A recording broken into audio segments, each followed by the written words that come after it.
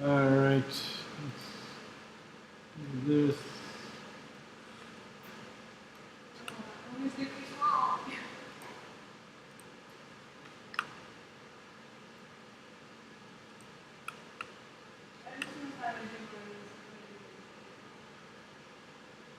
Well, let's.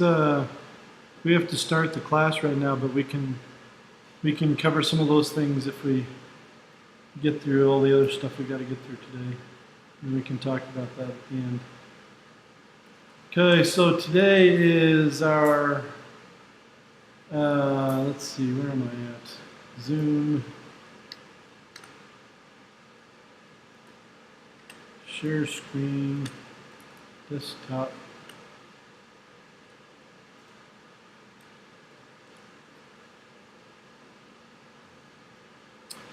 Today, what is today? Today is Wednesday. So today is the day that we are going to be, that's the wrong class. We're going to, what are we doing? Chapter 6 or chapter 7? Chapter 7, right? Chapter 6. Well, or chapter... Lecture. Yeah. What is today? The 20th? 21st. 21st, okay. Okay, so yeah. Today we are in chapter 6, and we are going to try to get as much help for you through chapter 6 as we can. If you have any questions about problems that we do in chapter 6. So, who has a question about a chapter 6 problem that we can help you out with? So are we just doing homework today, or are we doing 7 lectures? So we're actually going to cover chapter 6 homework today, and next week we're going to try to cover multiple chapters possibly, and the week after that possibly as well we're going to try to cover multiple chapters. Just kind of depends on how it goes. It really kind of depends on how much we can get through homework questions. If we get through homework questions quickly, then we can move on to a new chapter. So does anybody have any chapter 6 questions? I honestly have not started on it yet. Haven't started on it yet? Okay. Well, oh yeah, sorry. Turn on the screen here. It's hard for me to find time, so I usually do it. Well, let's take a look. Let's take a look at a couple of different questions really quick.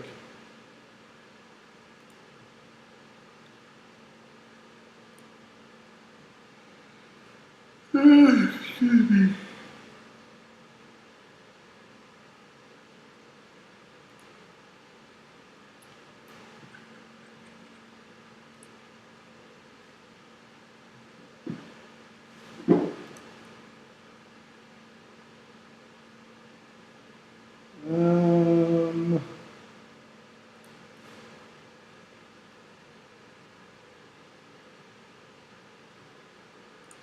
There is a particular one that I would like to look at if I can find it. Can't find it, it seems.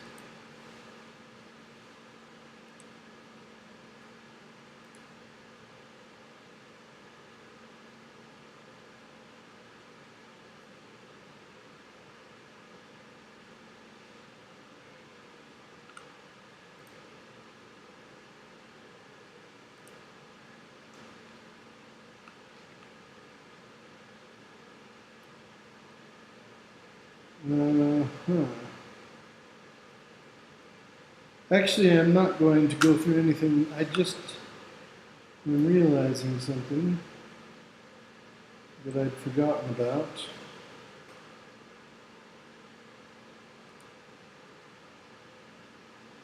Yeah, so let's actually move on to chapter 7 really quick. Chapter 6 is not really very difficult. You're going to have most of these questions are involving the centripetal acceleration. You remember the equation for centripetal acceleration is this one right here. Centripetal acceleration equals the speed around the edge of the circle divided by the square divided by the edge of divided by the radius of the circle. And most of your questions are going to involve that equation and not much else. I mean, it's just not a very difficult chapter. We covered a lot of stuff, and then we did Newton's universal law of gravitation, which isn't all that hard either. It's just about measuring distances and calculating mass or putting masses into an equation.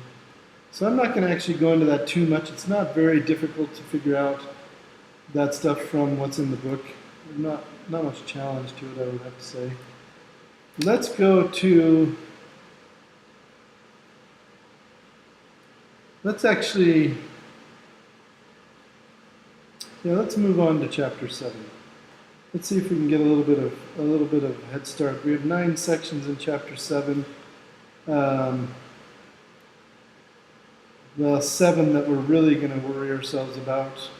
The last 2 are not as essential for what we're trying to learn here. But we're going to go into work, energy, and energy resources, as they say. I'd actually have to say that, well, anyway, let's just move on. So, up to this point, we have spent a lot of time talking about things that are vector quantities. We've talked about, what have we talked about? Displacement and velocity, acceleration and force, and all of these things that have both a magnitude and a direction, therefore they're a vector quantity. And when we've tried to solve problems with these things, we've had to break things into components and solve one thing in the y direction, one thing in the x direction, or whatever else. Worry about, worry about our trigonometry quite a bit. But there is another way to do physics. And that other way to do physics is to consider a scalar quantity called energy, which is, of course, a very important quantity in physics. So, here's a great picture. How many forms of energy can you identify in this photograph of a wind farm in Iowa? It's not only a wind farm, it also looks like a sunflower farm or maybe a safflower farm. So how many different kinds of energy could be depicted or could you infer from this photograph? Sun energy? Like light energy? Okay. Okay, the sun actually gives off more than one kind of energy. One of the types is electromagnetic energy, which is light. And it gives off energy in the electromagnetic spectrum that is extremely wide and varied.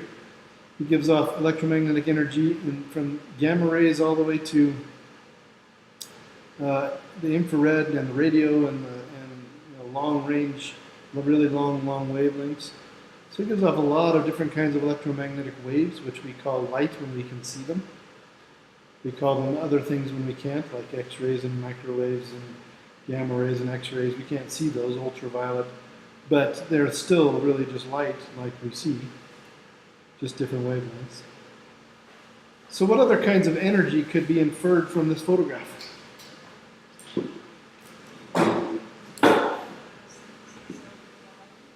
Okay, photosynthesis is more of a process that uses energy and stores energy, but it's still, uses and stores energy, but converts energy into a different kind of energy, and that's fine. Photosynthesis is more of a what you could consider a biochemical process for energy conversion, which is perfectly fine. That's a good answer. It converts sunlight and water and oxygen, well, water and the carbon and oxygen. It uses carbon, oxygen, and water and sunlight to create hydrocarbons, which are used for energy in the plant. I believe they're hydrocarbons, but anyway. I don't remember what ATP is, but ATP is some kind of molecule that is I believe it's a hydrocarbon that stores energy in the plant. But anyway, some kind of organic molecule that stores energy. What's that? Wind power? Wind power, yes. So wind is a form of energy. It's what we call mechanical energy. It's movement energy or kinetic energy. It's the movement of a mass from one place to another. When mass moves and it has a velocity, it is actually, that is a form of energy. Kinetic energy is a form of energy that we're very familiar with in our everyday lives. And we take advantage of kinetic energy to create energy in almost every type of energy creation process that we use on Earth. We use kinetic energy to make electrical energy. So in the case of windmills, we use the kinetic energy of the wind to turn the turbine. The turbine turns a generator. The generator creates electrical energy. In the case of a hydroelectric dam, water runs downhill. It turns a turbine. It turns a generator. It makes electricity. In the case of nuclear power, we use heat from the nuclear reactor to make steam. The steam turns a generator. The steam turns a turbine. The turbine turns a generator. The generator makes electricity. In the case of coal power, we use coal. We burn coal. So in some cases, we do multiple energy conversion processes, like in coal and nuclear. In some of them, we just do one form of process, in the case of wind and in hydroelectric. But we're always converting. Eventually, usually, we're converting from some kind of kinetic energy, some kind of movement of mass, to turn a generator and to create electricity.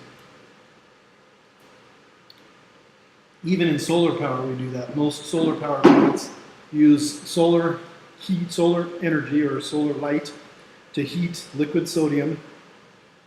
And the liquid sodium is used to boil water. The boiled water, the steam, turns a turbine, turns a generator, makes electricity.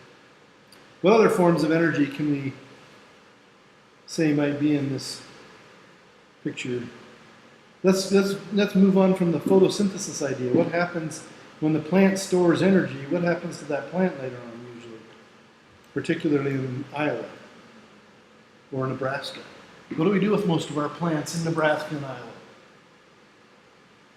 We're not just here for their beautiful green color. Corn? Corn, right? Their corn or their safflower oil or their popcorn or their soybeans or their peas or their whatever, and they're usually used for some kind of food, right? So there's another biochemical energy that is used later on, and sometimes it's a multi-stage process. Maybe we turn the corn into silage and let it ferment a little bit, and then feed it to cattle, and then the cattle are slaughtered, and we eat the cows, and then that's the energy we finally get, and that's a multiple stage process. But sometimes, as in the case of popcorn that's grown down in Grant, for example, they just harvest the corn and sell it to you, and we pop it and eat it. It's a one-stage thing where it goes almost directly from farm to table, to stomach or whatever. So, did you know that in Grant they grow a lot of the popcorn for Cracker Jacks? I didn't know that either until I pulled over on the side of the road at a popcorn farm and was sampling their popcorn. But anyway, so yeah, there's biochemical energy as well in the picture as far as food is concerned. So turns out that energy, there's a lot of different kinds of energy, and this picture only shows a few examples of those different kinds of energy, but there are many kinds of energy out there. And there are many kinds of energy that we have very little experience with. For example,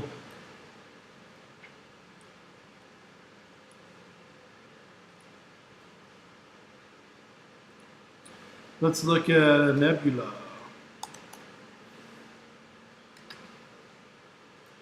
There's some great pictures of nebula thanks to the Hubble Space Telescope and the Chandra Space Telescope and other telescopes around here. Here's one of the more famous ones, the Pillars of Creation from the Eagle Nebula. And this form of energy is what you could call an atomic energy or a subatomic energy.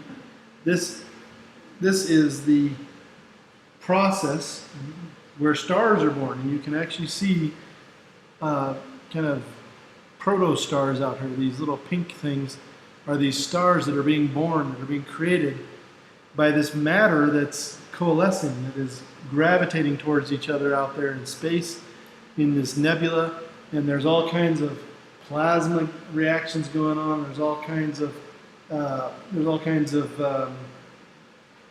thermonuclear processes going on and fusion processes creating these stars. And I'm sorry? One more time.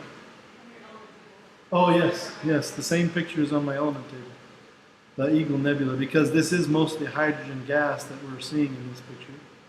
That's what most of the universe is made of, is hydrogen. There's lots of great nebula out there. There's another form of energy that we're familiar with because we are around it all the time, but we don't necessarily recognize it because we're so used to it being around, and that's gravitational energy. Gravitational energy has far-reaching effects, and here's a great example of it right here. This is an illustration of two black holes orbiting each other, and as they orbit each other, they actually make these ripples in space and time, and they change what's going on around us. In fact, it is theorized that some black holes might have enough energy to create actually a new universe. They might actually be ripping a hole in the space-time continuum and creating a new universe when they do that. So that's kind of interesting. Lots of different things you can talk about with energy. And of all the things that physicists study, energy is one of the most fundamental and one of the most important things to study. Now, one of the things that we talk about when we talk about energy is conservation of energy. And that's the idea that energy can neither be created nor destroyed. Now, it turns out that depending on how you think about this and how you think about other things in the universe, this may or may not be true. For example, if you've ever taken a chemistry class and you've heard the chemistry teacher talk about conservation of mass, for example, and then they also talk about conservation of energy, as if those are two separate things, two separate ideas. Those two separate ideas are absolutely untrue, not true at all. Conservation of energy, as chemists approach it, has been proven to be wrong many, many times in the past 100 years. And Einstein was the first one to say that this might be the case, with his famous equation E equals mc squared, where it says energy is equal to mass times the speed of light squared. Essentially what this equation is saying is that energy and mass are the same kind of thing. They're just different types of energy. The mass is just a type of energy, and energy is a type of mass, you could think of it as. He connected the two. And this was proven with the nuclear bombs that have been tested, when nuclear bombs have been dropped. Nuclear power plants prove this every day, and also is proven very often in physics experiments where we're dealing with particles and high energy systems. But in many of the cases that we will deal with, in all of the cases that we'll deal with in this semester, we will take more of the chemist's definition that energy will be conserved and that it will not be created or destroyed in any way, shape, or form. It was just, if it starts out as energy, it will end up as energy. You can change one from one kind of energy to another kind of energy, but you will not see that energy turn into something like mass that we consider to be something very different in most cases. So, let's talk about a kind of energy that we maybe are not familiar with so much, and that is the concept of work. Work is a type of energy, and work is the type of energy that causes, where force causes movement. When a force causes a mass to move some distance, then you have done some work. And it has a very specific definition. It is the definition of work is that force times distance, the force times the distance in the direction of that force, or you could say the force in the direction of the distance that you're moving. In other words, the force and the distance have to be going the same direction. If they're not going the same direction, then not all of the force will be used to calculate the work. But it's the force times the distance is the work. And since the force is a vector, and even displacement is a vector, then work ends up being something that is calculated from vectors. It turns out that work itself is not a vector because work is energy. So you're seeing in this equation that you have two vectors multiplied in here, but the lines on either side say that we're just taking the magnitude of those vectors. In other words, we're just taking the overall strength of those vectors. We're not going to use the direction in this calculation at all. So the force and displacement may be vectors, but the work is not. Then they multiply by the cosine of theta, which is the angle between the force and the displacement. Okay? So the angle between the force and the displacement is, if you take the cosine of that angle, it will give you the force only in the direction, only the component of the force that is in the direction of the displacement. And then that takes care of that fact the force has to be in the same direction as the work. So here's our definition. Work equals force times displacement, or force times distance moved, times cosine of theta. And here's an example of this, the lawnmower man, right? Here you have the force that is being applied to the lawnmower. It goes right along the handle. You push down on the handle to mow the lawn. You can't push forward on the handle. You can push forward on it, but the force will still be transmitted down through the handle in this direction. So, because that's where the material is that can transmit that force to the wheels in the lawnmower. However, the lawnmower goes forward. The lawnmower also sinks into the ground because of some of your downward force, but the forward part of the force pushes the lawnmower forward some distance d. And the force that is in the direction of that displacement d is force times cosine of theta. That's the trigonometry. The hypotenuse times the cosine of the adjacent angle gives you this side that is adjacent to that angle. So we get force times cosine of theta times d will give us the work done pushing that lawnmower. How about this guy right here? He's just holding up his briefcase. He's not going anywhere. How much work does he do? He's not moving the briefcase. So the d, the displacement, is 0, right? So the force times d is going to be 0. So the work is going to be 0. What they're saying is it takes no work to just sit there with your briefcase. Now, does that mean that it's not going to use any energy? Does that mean it's not tiring to hold a heavy briefcase? No. Work in the physics definition does not mean the same as work in the definition of everyday humans. So we have to remember that. We have to remember that physics has its own definition for work.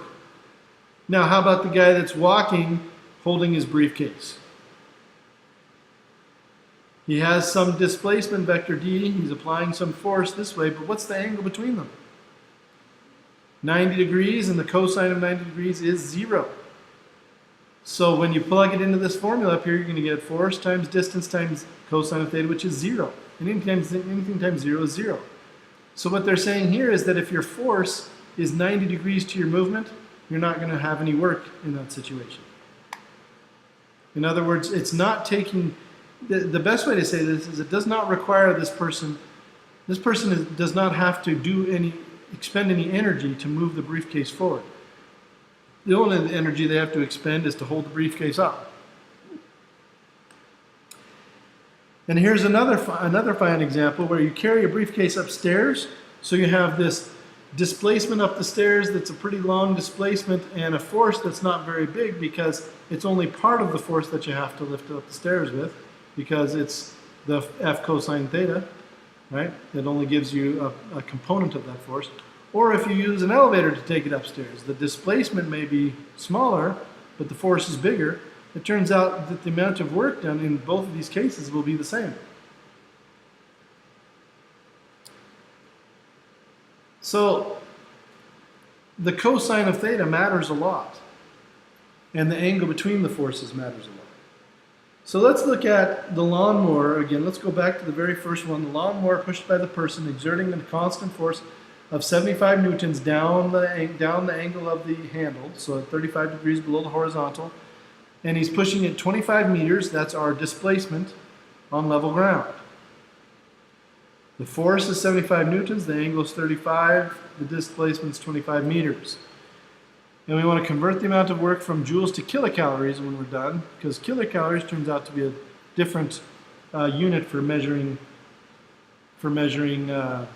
work. We haven't actually talked about the work units yet. Let's talk about that really quick.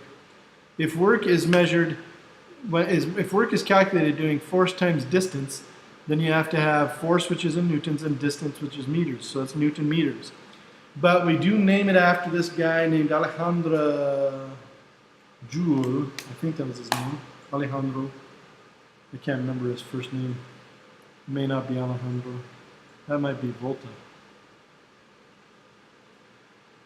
Can't remember the guy's name it's named after. But anyway, it's named after a guy who figured out that kinetic energy or movement energy is related to heat energy. And so we call that Newton meter. Newton meters are called joules. But there are other ways, there are other units that are used all the time, like calories. Calories are used all the time, especially by chemists. Kilocalories are used all the time by dietitians. The food calorie is actually a kilocalorie. It's actually 1,000 chemical calories. And there are others as well. We're going to use, like the foot-pound is another measurement of energy. But we're going to go ahead and use Newton meters or joules right now, and then we will convert to kilocalories. So here's our problem. Our problem has the 75 newtons of force, a theta of 35, a d of 25 meters, and we can just plug it into the equation. Work equals force times distance times cosine theta. Force is 75, distance 25 meters, cosine 35 degrees. We get 1,536 joules, or 1.54 times 10 to the 3 joules. You could also say 1.54 kilojoules, right? But it turns out that the conversion is 1 kilocalorie for 4,184 joules. So we use that conversion to convert from joules to kilocalories, and you get 0.367 kilocalories. So what we're saying is that pushing a lawnmower with 75 newtons of force for 25 meters is going to burn off 0.367 calories, food calories. Not very much, right? The good thing is that our bodies are extremely inefficient at using energy. So when we need to do something that requires 0.367 kilocalories, it usually takes our body about 2 or 3 calories to do it. 2 or 3 kilocalories, 2 or 3. It takes about probably almost 10 times as much energy to do something than that job actually requires. Because our bodies use a lot of unnecessary movement, we have to heat our bodies all the time. There's lots of different processes going on inside our bodies that have to be done all the time. So this is the amount of energy would be required to move the lawnmower, how much energy it requires for us to do that and to use that energy, or to give that energy to the lawnmower is a very different thing. Thank goodness, or we'd all be really fat.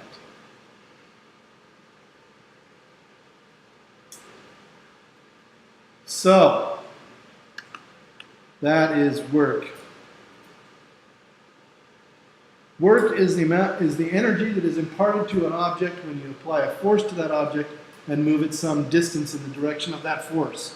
That is the work. You could also think of work as energy that is transferred to an object by a force when the object moves. Now, net work. Remember we talked about net force. Well, net forces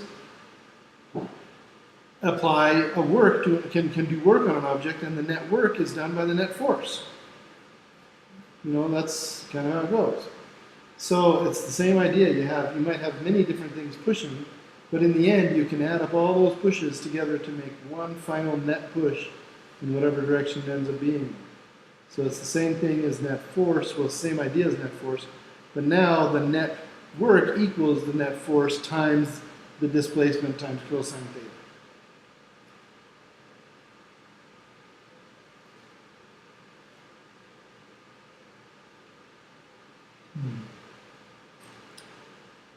Now, there are some caveats we have to talk about. Sometimes force is not constant. And also sometimes we're accelerating instead of just moving along at a constant speed. So that can change things for us. And when force is not constant, when force is changing, we have to consider a different idea for calculating the work. And it turns out to be a calculus idea, which we call the integral. We're not going to do the integral, we're just going to talk about how this idea works. If you have a constant force that stays the same over the distance that you've moved, this is distance on the x-axis, this is the force on the y-axis, so the force times cosine theta. If the force times the cosine theta is constant in the direction that you're moving, it never changes, it's just constantly pushing you, then you can just multiply the force cosine theta times the distance, and that's going to give you the area under this line here, the area under the force line. However, if a force is changing constantly, if it's a line with a slope to it, then you have to approximate by making little boxes under that line and calculating the width, the area of each of those boxes and adding them up. Because the further you go right, the bigger the box gets and the more it adds to your overall work in that particular situation. We call that, we call this idea of breaking it up into boxes and then adding it together, we call that integration in calculus. Here it's just finding the area under a curve. Excuse me. But when we start talking about net work, we have to talk about net force. So in this case, we have an applied force of 120 newtons to the right and a frictional force of 5 newtons to the left. We have to add those forces together to get the net force, and then we can get the net work by multiplying that net force times the displacement times the cosine of the angle between the two.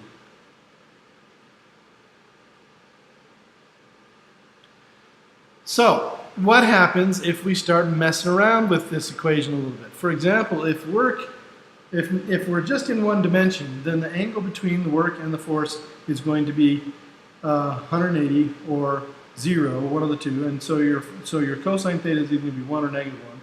And the cosine of theta is just going to go away, and you're just going to be left with this equation. This is the one-dimensional equation for work. Work equals force times distance. And the force is equal to mass times acceleration. So your net work is actually equal to mass times acceleration times distance.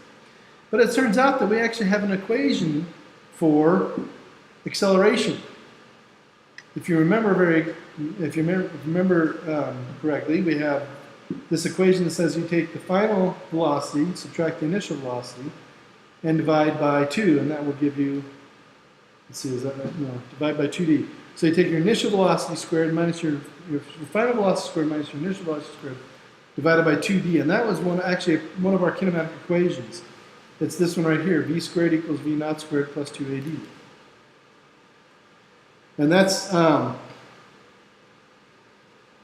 if we put that in for acceleration into this equation, we get this equation where you have net work is equal to mass times this big thing times d. And then if you split it up into two parts, you actually get net work equals 1/2 mv squared minus 1/2 mv naught squared. Now there was a huge argument among scientists 100 years, 200 years ago or something like that, about what this was. Because they were figuring this out about that time. They were figuring out these equations. And they were saying, what is this 1/2 mv squared thing? What is this 1/2 mv squared? What is it measuring? It's equal to work, so it must be some kind of energy, but what kind of energy is it?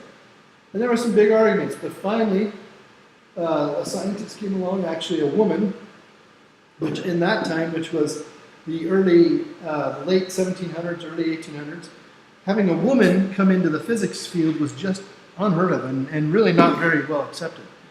But she broke her way into it anyway. Her brother and her brothers and her father helped her to break into that world a little bit. They helped her publish her papers and gave some credence to her work because so many men just wouldn't believe a woman. But if you have a man in the room, that made it a little easier at the time. We've gotten past that, I think, mostly these days. But back then, it was very, very difficult for a woman to be in the sciences. But she was truly a pioneer and truly courageous for what she did. But she actually came along and she said, this is another kind of energy. And she did a bunch of experiments, she did a lot of math, and she did a lot of proofs. And she was able to show that this 1/2 mv squared is movement energy. It is the energy that something that is moving has within its movement and its mass. 1/2 mv squared. And we call it kinetic energy today. And this equation is called the work energy theorem. The work on the left, the net work, is equal to the kinetic energy that you have at the end minus the kinetic energy you had at the beginning. Final minus initial. And this 1/2 mv squared thing is called kinetic energy. Movement energy, in other words. Or translational energy, sometimes it's called. But it is the energy that is associated with a mass that is moving. So let's do a kinetic energy problem real quick. We have a 30 kilogram package on the roller belt. It's moving at 0.5 meters per second. What's its kinetic energy? Well, you take 1/2 times the mass times the velocity squared. You square the velocity, and you're good to go. I mean, it's that simple. And it's not a vector. The velocity, since it's squared, is no longer a vector. So kinetic energy is just a scalar, 1/2 mv squared.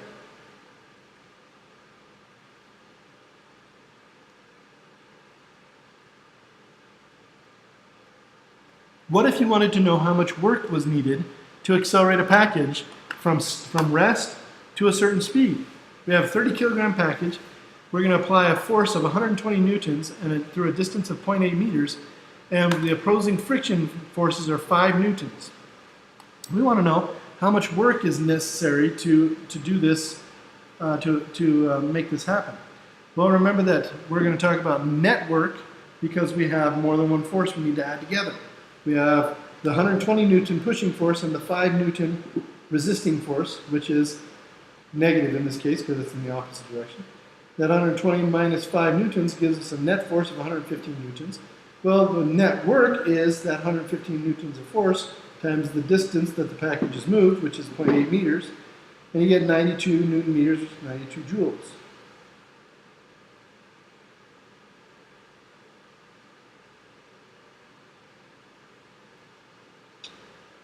So we're going to do the problem again now, and we're going to calculate the two works separately. The work that's done by the pushing force and the work that's done by the friction force. First, the pushing force. Force times displacement times cosine of 0, 120 times 0.8, 96 joules. Force of friction times distance times cosine of 180 degrees, because 0 degrees means you go in the same direction on the same line. 180 degrees means you go in the opposite direction on the same line. That's going to give that 180 degrees, cosine of 180 is a negative, so that gives us negative 5 newtons times 0.8 meters, negative 4 joules. Add those two forces together and you should get the final force over the overall force, which is 92 joules. Sorry, not the final force, but the final energy, which is 92 joules, just like it was before.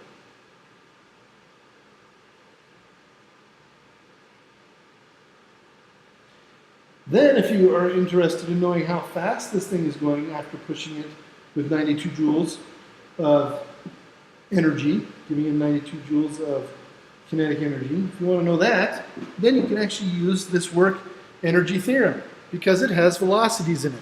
We know that the original velocity is 0, so V naught is 0. And we know the mass, and we want to calculate the final velocity, and we already know the work from the previous problem. So we go ahead and plug in our numbers. When we plug in our numbers, we end up with we solve for 1/2 mv squared final, so we have 1/2 mv squared after we've solved for that on the left-hand side. And then we have the work net plus the 1/2 mv naught squared on the right-hand side. Plug in the numbers we know, calculate 95.75 joules for 1/2 mv squared, and we want to know V. So we multiply by 2 on both sides, we divide by m on both sides, we get that right here and take the square root of both sides, and we get 2.53 meters per second of final velocity. Now we could have done that problem using the force and the kinematic equations. We could use the force to calculate the acceleration of the mass, use the acceleration of mass and the kinematic equation to find out the final velocity of the mass. It would have been like 5 or 6 steps. This way is much faster. One equation, one step, plug in numbers, be done. Solving problems with energy is often much, much faster than solving them with vectors and forces and things like that. And besides that, energy is much easier to measure. Okay, how far does the package coast in the figure coast after the push? So in this one's kind of interesting. Let's take a look at the let's look at our whiteboard here real quick.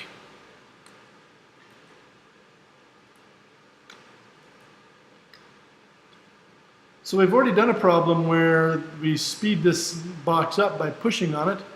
But remember, after we're done pushing on it, it's going to keep going. So we're done pushing on it now, and we're just going to let it roll. What's the only force acting on this box? It's moving this way. Frictional force this way, right? So after we're done pushing it, it has some velocity v that we just calculated, v from the previous problem, whatever it is. And then we have a frictional force that's going to act on it, and they want to know how long it's going to roll after we've stopped pushing on it and then come to a stop. Well, what's our final v now? This is actually, this v from the previous problem is now this problem's v naught. Our ending velocity after we pushed it is our beginning velocity after we let it go, right? So that's our beginning velocity from part A or whatever, previous problem or whatever it is. V naught from that previous problem, from after we finished pushing to right before we let it go. And then our V final is what if we let it go until it stops? It is 0, right? Because final velocity stopped means final velocity is 0. So now we have initial velocity, final velocity, they tell us the mass. And so with this equation, which the equation goes like this, net work, and the net work is done by taking the sum of all the forces and multiplying by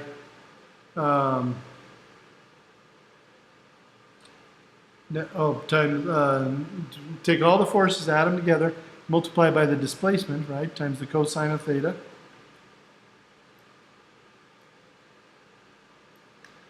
And then that has to be equal to the 1/2 mv final squared minus 1/2 mv naught squared. We already know m here, we know m here. We know force. And we know the distance, we know theta. What don't we know? We don't know. Well, we know v's. We know v final is 0. We don't know v naught. And we can calculate it. We rearrange this equation to solve for v naught.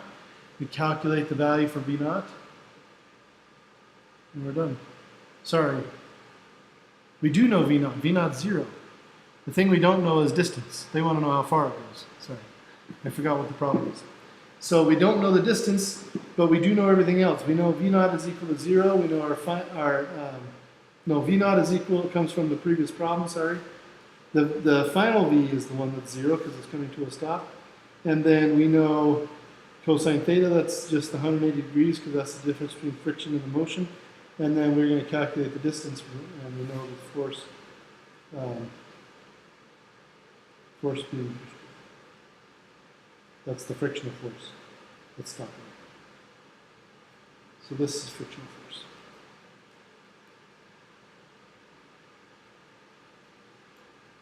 F sub mu. All right.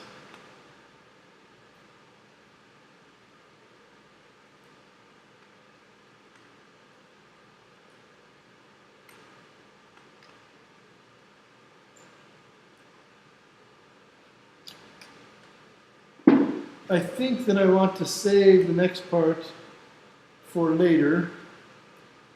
Because as we get into the next part, we're going to be doing some pretty heavy-duty mathematics, and I don't want to get into that until we've had a chance to finish up Chapter 6 and get started at least on some of the Chapter 7 work.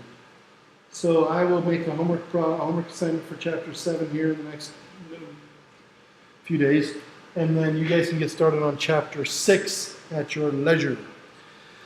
And you can also get started on Chapter 7 after Chapter 6. But so far, all I've told you is the definition of work, the definition of kinetic energy, the work energy theorem, and that should be enough to be getting on with Chapter 7.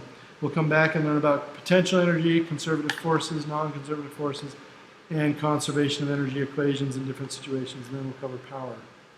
So we'll come back to that on Monday, finish up Chapter 7, and you'll have a couple days next week to finish up the homework in Chapter 7, and then hopefully we'll get started on Chapter 8 next week as well.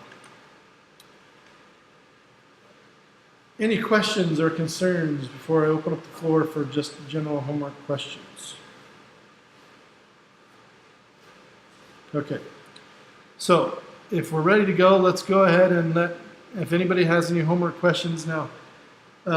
Since we already asked about Chapter 6 and nobody has started Chapter 6, you can still ask questions about Chapter 6, but I'm opening this up to any kind of makeup because we do have some students that have to finish up Chapter 5 still for traveling and being gone different places. So any questions that you have now is the time to ask them. Wait, so has everyone taken their test yet? We still have people that have not taken the test. I'm not sure how many. I think it may be just one person.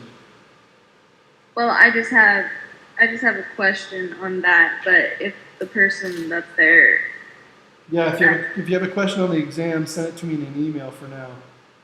Okay, that's fine. Mm. Like, I did fine. It was just something that I'd struggled with prior to the test, and so now I would just like to kind of clarify it. Sure, I understand. So that way I'm not just thinking about it. Sure. And as soon as everybody has taken the test, I will open the exam for review so that you can go back and study it because the final exam will be taken from the previous exams. So, just so you know. Also about my lab. Did you get that part, by the way? Yes, I have it right here. Oh, good. It's just I'm going to be gone this weekend, so can I get it to you by next Tuesday? Yeah, that's fine. Just do the labs when you can fit in your schedule. Okay. I should have it done by then. I'll be gone this week, but And the conservation of momentum and explosions lab is the last one that you have, right? Yeah. And that's the one we'll be doing next week. So I'll put together a new kit for you and send that. I'll just send it out to the Broken Bow campus, and then you can pick it up when you drop off your other stuff. Okay, sounds good. All right. I have to write myself a note so I don't forget to do that. Yeah, I'll remind you if you don't remember, but I'll just put a note on my calendar to do that. Let's see, what is today? Wednesday, the 21st. I want to send that up to Broken Bow as soon as possible. So I will make a note to do that. I think it's going to be raining tomorrow, so that'd be a good day to do that.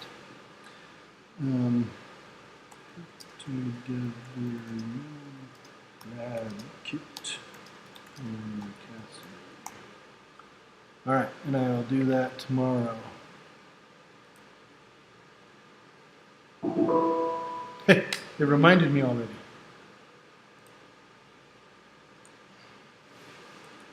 I know it's because I have an 18-hour reminder. Let's not do an 18-hour reminder. Let's do like a 4-hour reminder. And let's give it a time of like, yeah, that's perfect. Okay. Saving throws. Okay, that's better. All right, does anybody have any other questions they want to cover for homework assignments or anything? Holy mackerel. 1,000 emails today. What's your, which chapter? Chapter 5?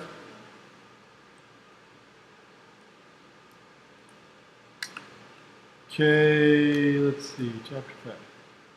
Chapter 5, okay, chapter 5. Which one? Which one? 13. Okay, so did you draw a picture yet?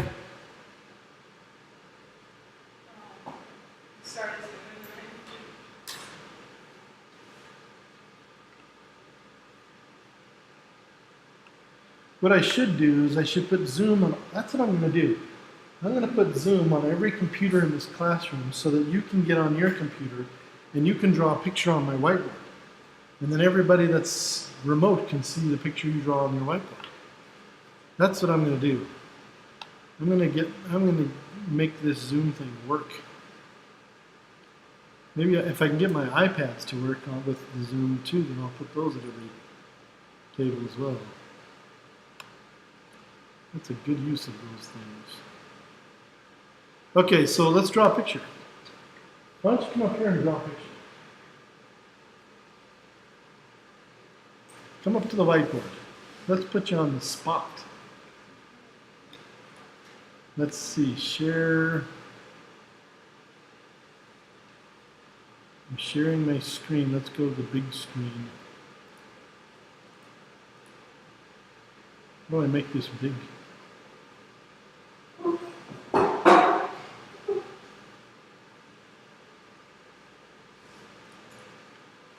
It's as big as it gets, I suppose.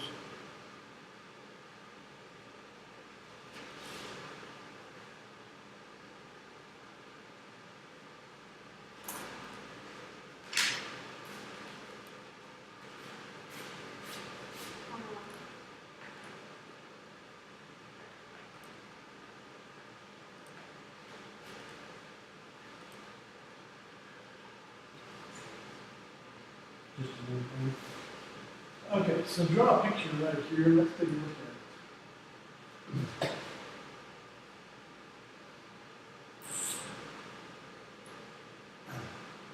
It's traveling east. What's that?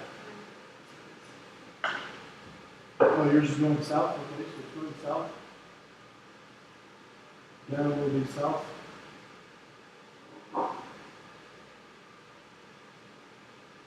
And it gets pushed to the south. So it's a very good idea to label these things. So this one is a force of say F equals. And then this one, maybe say this is your velocity, your initial velocity. Then just so we know that's a velocity and not a force. What other forces are acting on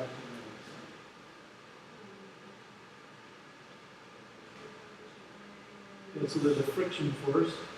So friction forces act backwards, right? So your friction, okay, good.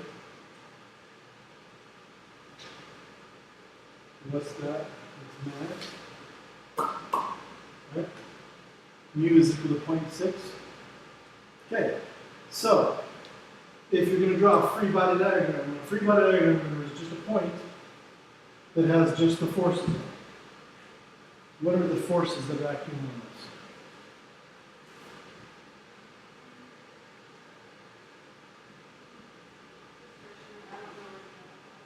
So usually what we do is we draw from our point, we draw arrows that represent forces. So if we have a down arrow, which force is down in the picture? The pushing force. So we label that the pushing force. We always start at the dot. And just write force equals 147. And what other force do we have? It goes up from the dot. And what is friction equal? Friction equals mu.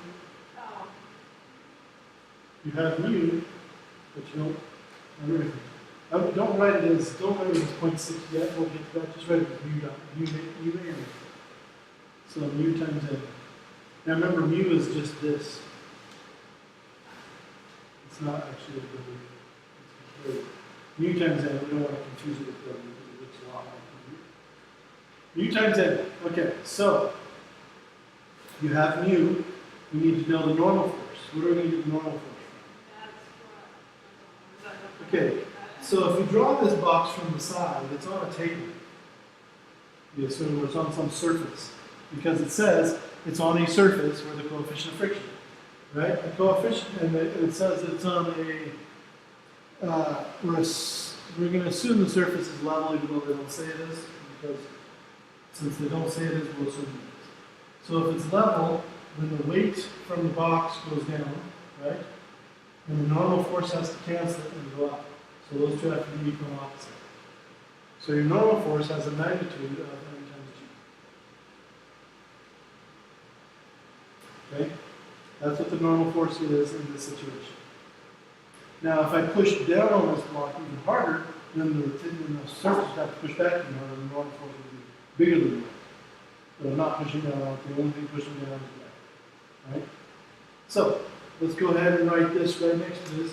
0.6 times, well, just mu times energy. Just write mu times energy.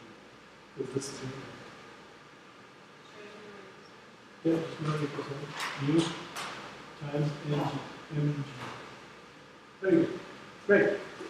Now, we need to know the net force on this thing, the total force, because one of them's going one way, one's going the other way. They're going to counteract each other, right?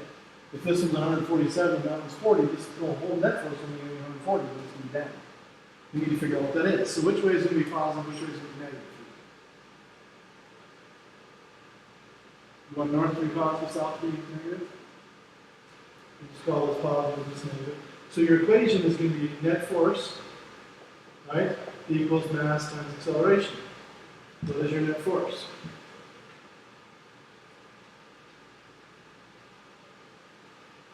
Net force means the sum of all your forces, right? So add them up. Friction is positive or negative. No, I have to. Yeah, let's just write it down without a calculator. We just can write it down without a calculator, right? Force from friction is positive, right? And then what is the force from the push? Negative, right? Force minus F, what's the force from friction? What's the formula for that? UmG, write it down here.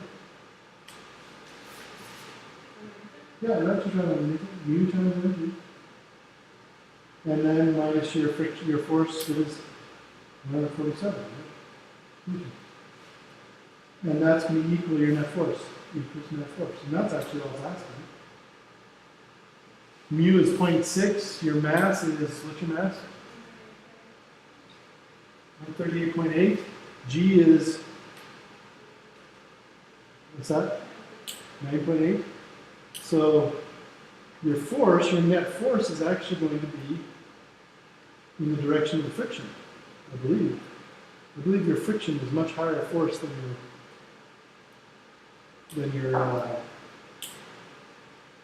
your pushing force, right?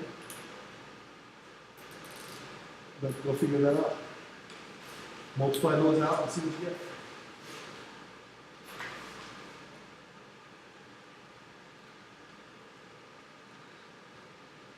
You have any questions, Cole? In chapter 6 or? I've been out of it all day because I had a disappointment today, and they knocked me out of the I have a disappointment tomorrow. I will be right back. I'm going to.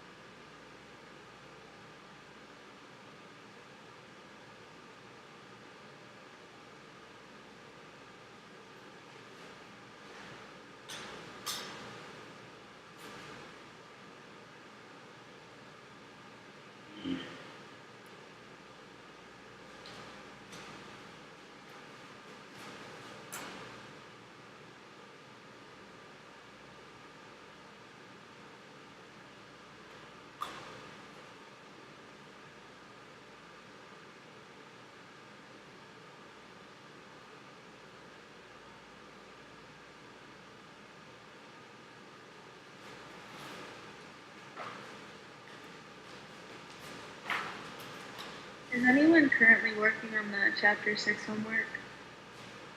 What? Is anyone currently working on the chapter 6 homework? No, I don't know. Are you? Yeah. Did you try and do number 2 and rearrange the equation? Oh, I actually did do that one, and I always get those wrong. Like, the way I did it is right, and I've tried multiple ways just in case I was wrong, but Hey, how did you put it in the like? How did you write it? well, what were you solving for in your question? I was solving for v.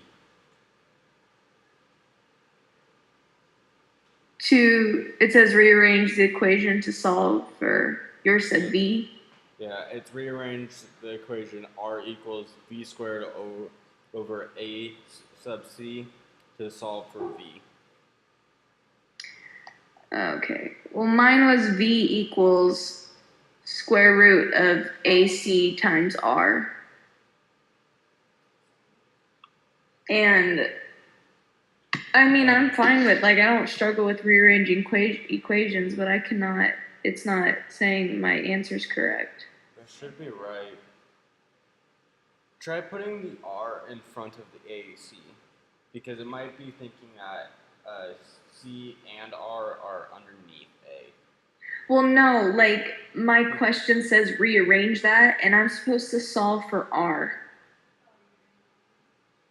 Oh. So my question's different than yours. Your question would be the opposite of mine. What I put was b squared over ac. That should be right. Well, I did that, and it's not saying it's not correct. So I don't know. I'll ask him. Maybe it's an error somewhere. Yeah. Thank you. Yep.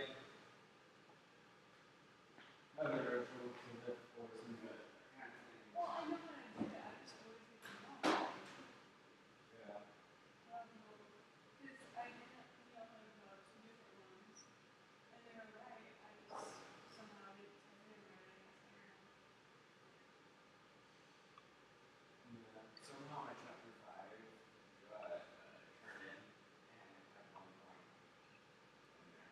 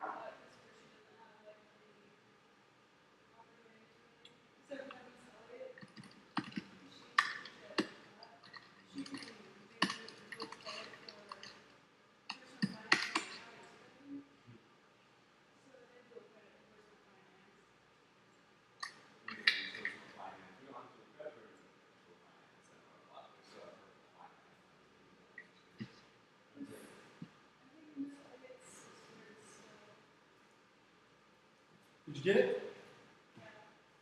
All right. What other questions? I had a question. What's your question, Cassidy? On chapter 6, number 2, when I'm arranging my equation, I have the equation arranged correctly, but it tells me there's a syntax error, so it keeps counting me wrong. Number 2? Yeah.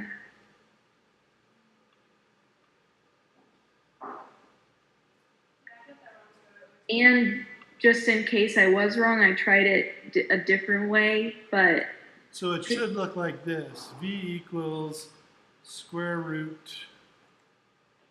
oh, hold on, my thing's not. Why am I not logged in? I can't see your screen. Back to meeting. Okay, there we go. I still can't see your screen though.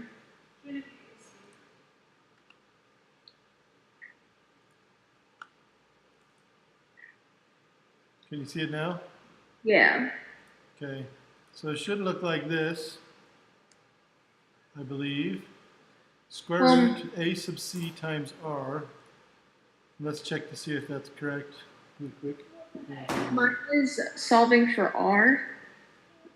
Yours is solving for r? Yeah. Okay, so yours should look, It looks different than that equation. yours should look like v squared over AC. a sub c, but you should put parentheses around the a sub c. Oh, okay. Anytime you're entering something into a computer and you're putting something in a denominator and it's more than one something, like the a underscore c is 3 different characters, you should always put them in parentheses because the computer needs to know that all 3 of those are in the denominator. Okay, I'm just gonna send you a message. That's fine. Okay, so I'll just write a note on that. Okay. And that's another reason I actually really like my open math is that they force you to learn these little things about speaking to computers. Because guaranteed in your life, you're going to have to do this. You're going to have to learn how to speak math to computers. And this is a good introduction to that.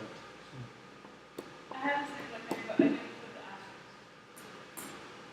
Yeah, the times symbol, you have to put in the times symbol. So just go ahead and send me an email if you got it right. It has to know that you're multiplying those together. That's the only way it knows. Otherwise, it might think that your variable is called c times CR. You know, your variable's curve instead of c, right? So the computer knows what the symbols do to the math, right? And so if you want to multiply 2 things together, you have to actually show it that symbol.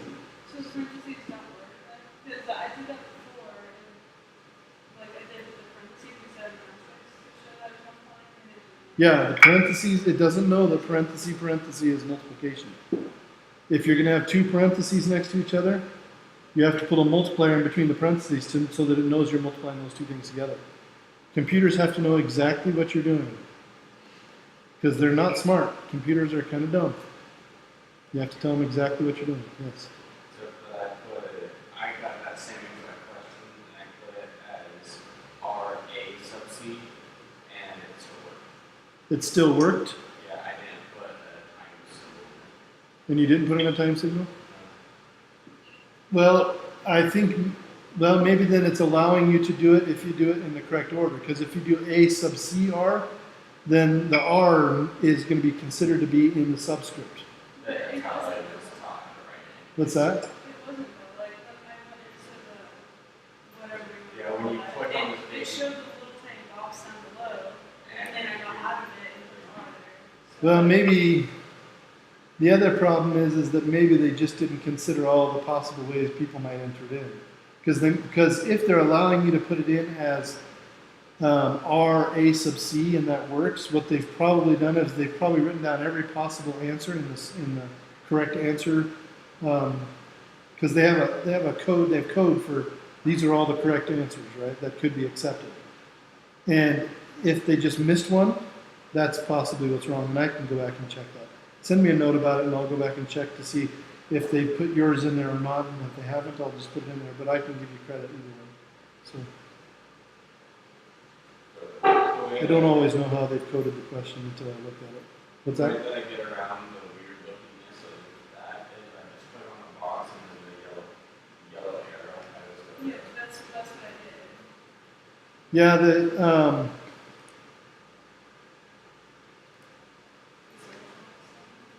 let's see if I can reset my page here really quick.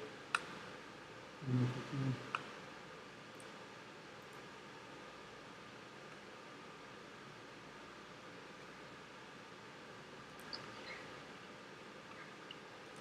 What is the unit for G's? The unit for G's, Like when you're converting your acceleration into G? okay, so when they say how many G's something is feeling in acceleration, that's 9.8 meters per second squared. So each G is 9.8 meters per second squared. Right. So what they're doing is they're converting acceleration units, which are normally meters per second squared, into little chunks of units, each of them 9.8 meters per second squared. So if you're experiencing 2 G's of acceleration, you're experiencing 2 times 9.8 G's of 2.9.8 meters per second squared of acceleration. So the units are actually in G's. And did they ask you for another unit? Yeah. Right here in G's. Yeah, so it says G equals unit G. It's okay. I still got the points on it, so it's no big deal. What units did you put in? Well, I was like, isn't the unit for G's G's? But I Yeah. just put in I put in newtons and then I put in meters per second squared and then I put in G and it was right. Yeah, so yeah, I would say the G is the unit because they've switched from meters per second squared to this weird thing called G's, which includes the G unit includes meters per second squared in it. So it's kind of a goofy unit, but it is still a unit. There are lots of goofy units out there. My favorite one is inches of fish. You know what the units inches of fish measures? It measures volume. For where every 1 inch of fish is a gallon. So if you have a fish that's an inch long, you put it in a gallon of water in a fish tank. So if you have 5 inches of fish, you have to have 5 gallons of water. So if you have, that's a unit of volume. So there's a unit of pressure that's, let's see, what we figured out a really cool unit of pressure. Buckets of potatoes per inches of fish furlongs is a pressure unit. Because buckets of potatoes is a mass. Let's see, is that right? No, buckets of potatoes is a weight. Inches of fish is a volume. Furlongs is a length. So there you go. Buckets of potatoes per inches of fish furlongs. And you'll have a pressure.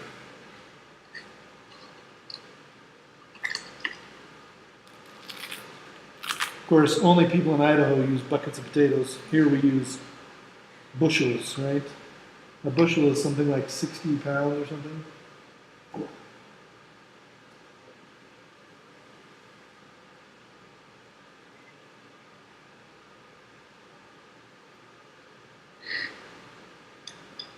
You do buckets of potatoes per inches of fish cubits.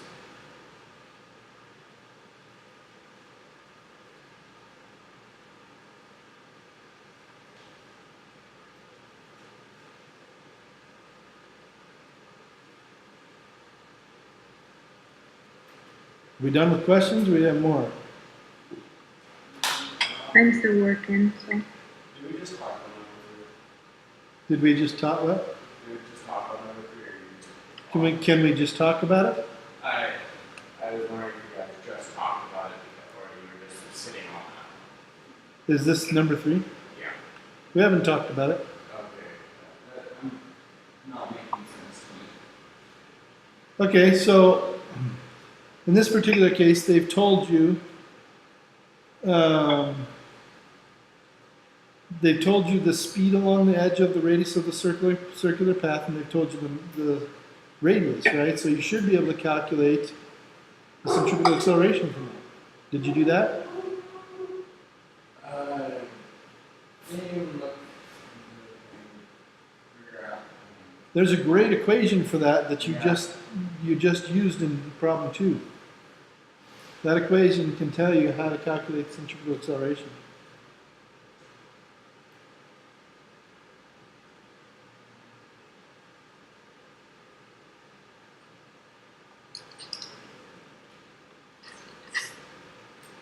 One of these days, I'm going to get a sample of each of the elements in the periodic table that you can actually get.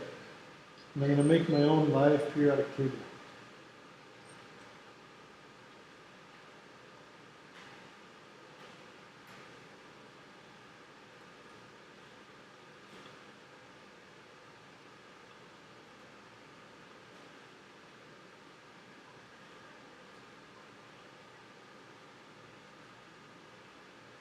So if the object, if it's like this, but it's at rest first, does that make a difference? Yes, because if it's already moving, then the type of friction is called static friction with a different coefficient, and it may not ever move because the force pushing on it may not be enough to overcome the static friction. You have to create a force that is bigger than the static friction to make the thing move, and then it changes to kinetic friction. And the static friction can be bigger than the kinetic friction. So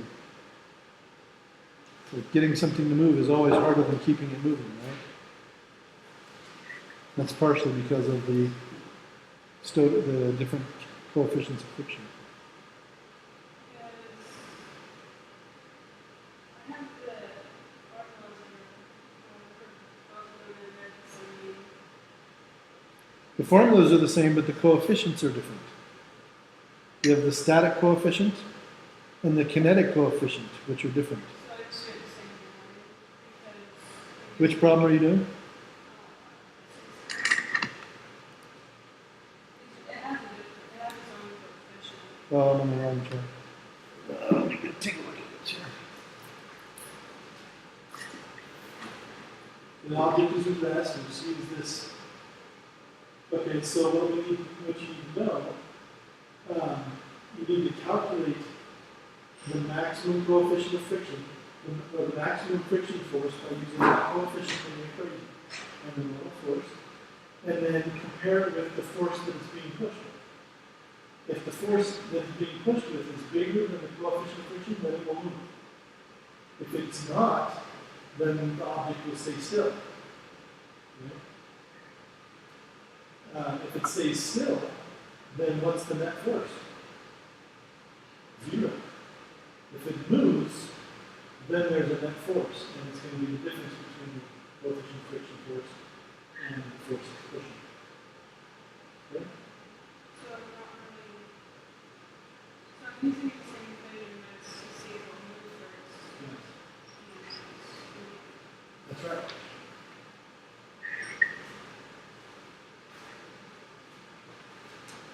That is correct.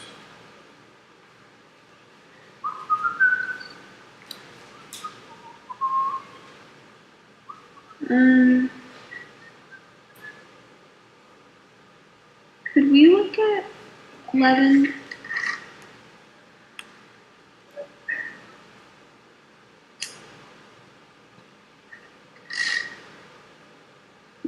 Ooh, this is a good one.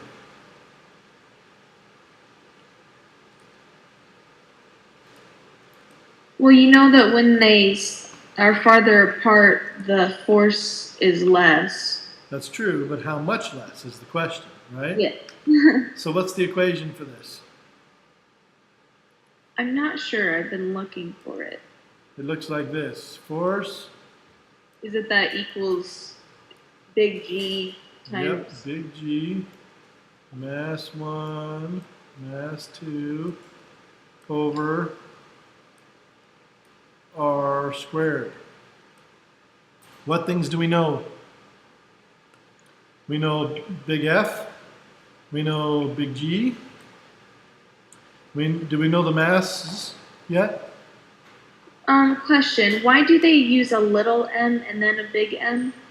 Oh, just to differentiate between the two masses. Sometimes they are using this equation for a mass of a planet and mass of a small object near that planet, so that's sometimes why they do it. But it's really just little m is one of the masses, big M is the other mass. It doesn't really matter. Okay. Do we know big M and little m? No. No.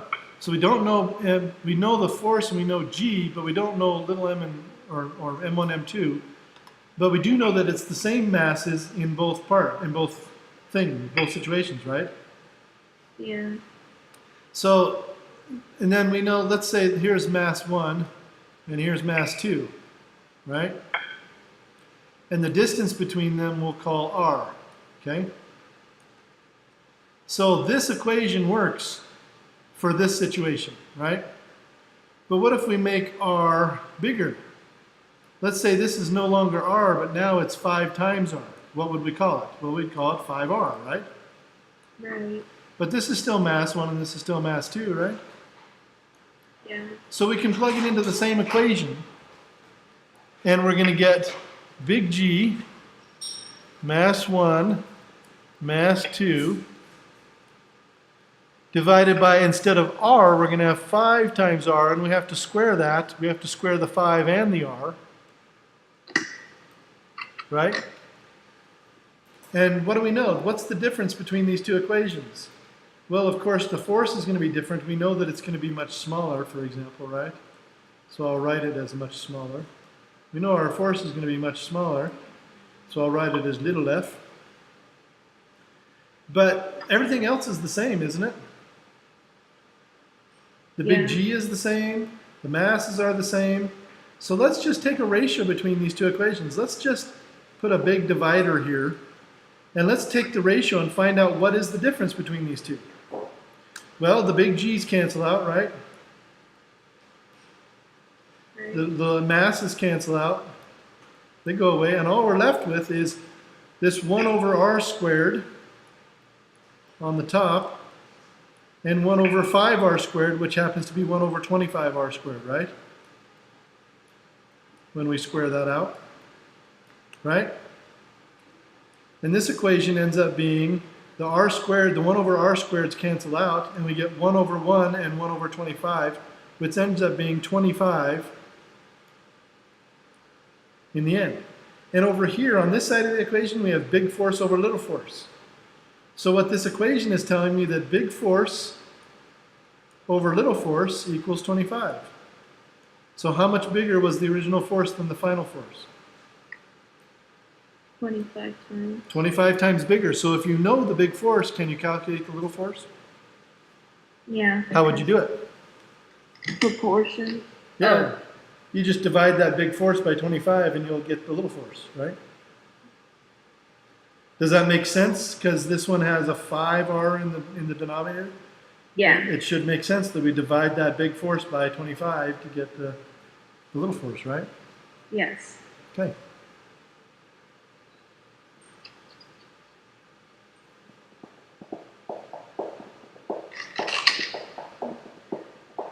And yours was a different number. I can't remember what yours was. Yeah.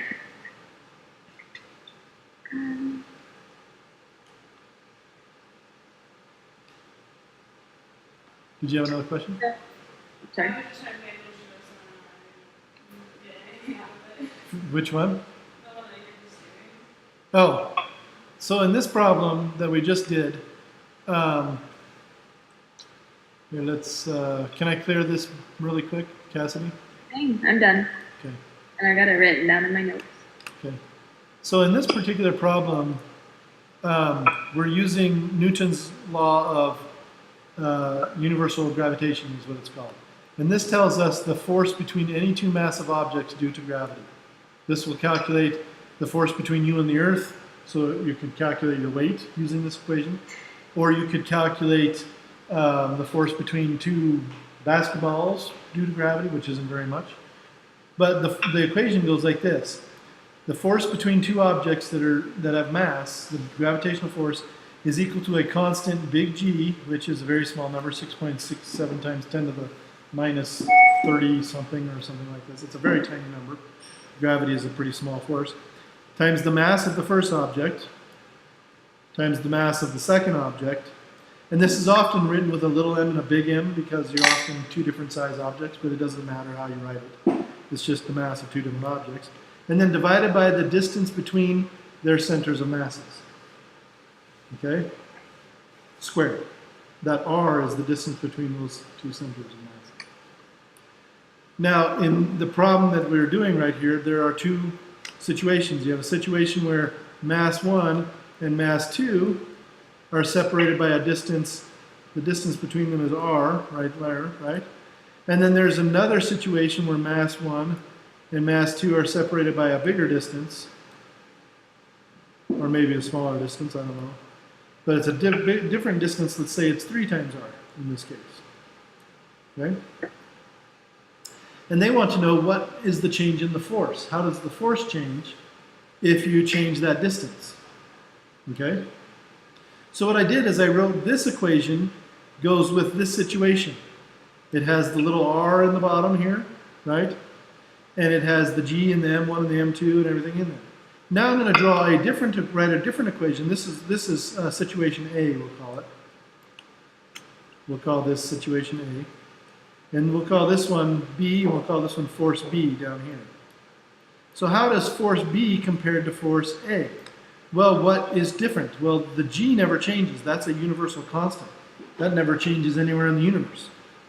M1 and M2 don't change because we're just spreading them apart further. We're not changing their mass. And then the thing that changes is the distance. So we have to put a 3r down here, and we have to square both the 3 and the r because that's the total distance between them. Okay? Then I said, well, what is the difference between these two?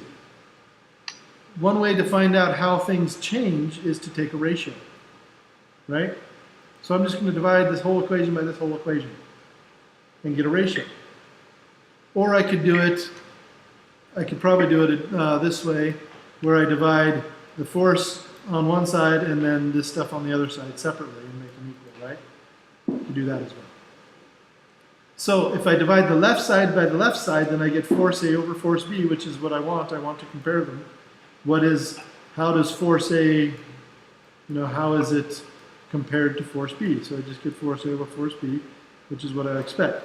But on the right side, I get something quite different. On the right-hand side, the g's cancel out, right?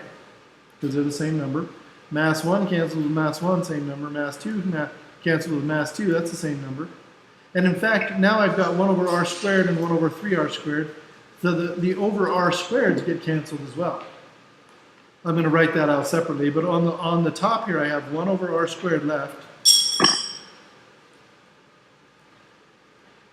And on the bottom here I have 1 over 3r squared, which is 9r squared, right? So I have 1 over 9r squared left. The r squared, the 1 over r squareds cancel on top and bottom, right? And I'm just left with 1 over 1 over 1 over 9. 1 over 1 over 9 is 9, right? So I'm just left with 9. So apparently, if I take this stuff all the way over to here, force A over force B is equal to 9, which means that force A is 9 times bigger than force B, doesn't it? So if my number was 7, it would be 49 times.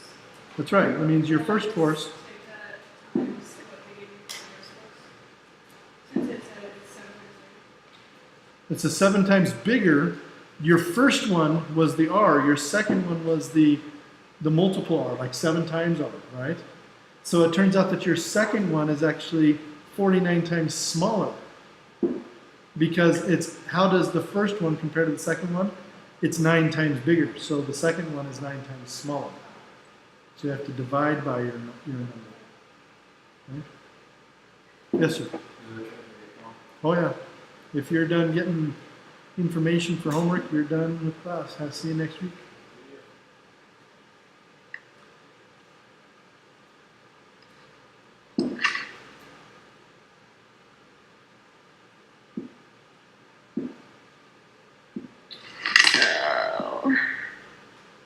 What was that for?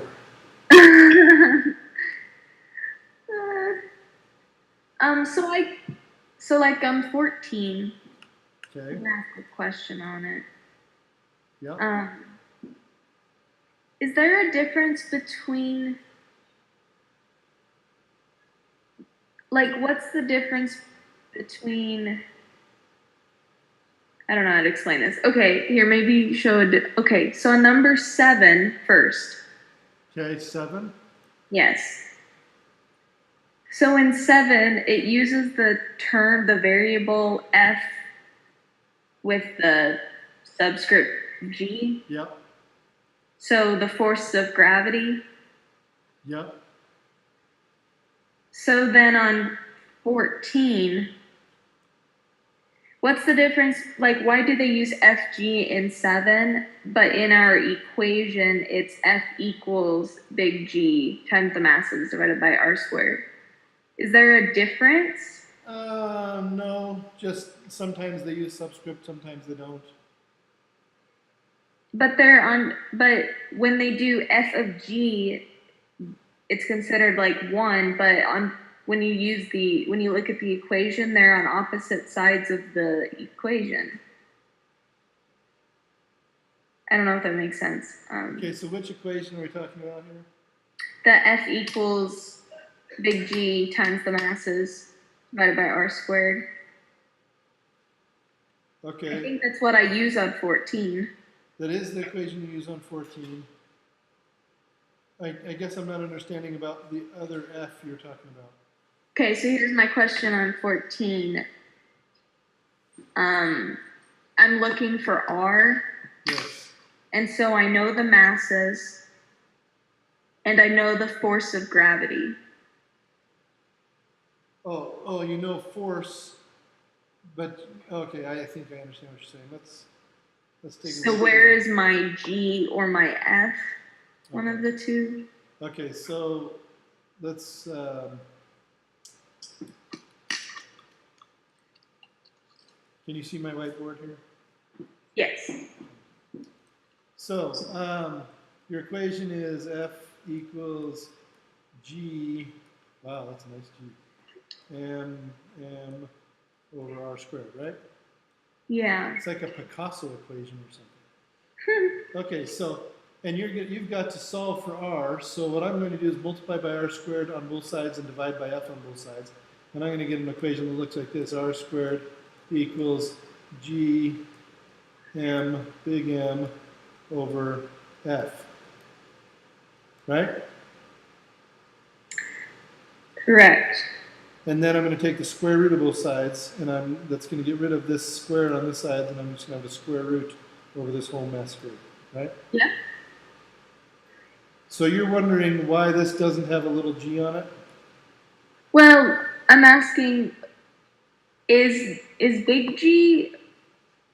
Oh, that's the constant. Big G is a constant, and that's what I was about to say next. The little g that they put here is just to remind them that this is the force from gravity. So that's not necessary. Sometimes they use it, sometimes they don't. But the big G is a constant. It is the 6.67 or 1 point, whatever it is. It's that number that Newton figured out. Okay. Duh, I had an epiphany, an aha moment. Yes, it's in the book. It's on, let's see, where is it in the book? It's in the universal law of gravitation. Yeah, it's Newton's universal law of gravitation 6.5, and it's right at the beginning of the section. No, maybe not right at the beginning. Right here. 6.674 times 10 to the minus 11 Newton meter squared per kilogram squared. And there's the equation.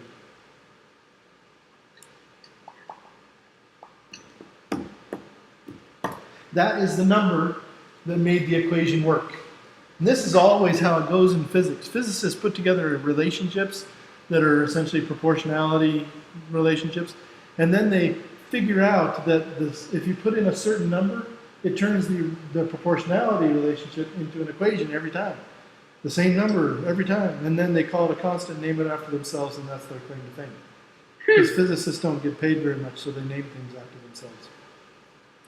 But that's the same thing that happened with little g. That's how little g came to be born, is that, let's see, little g was discovered by, I want to say, the guy that dropped the cannonballs out of Galileo. Galileo discovered little g the same way. Newton discovered big G by observing planets. And big G is much more general. Little g only works when you're on the surface of the Earth, but big G works between any two masses in the universe. You're giving this a big, what's going on face. I'm What? really confused about all the variables next to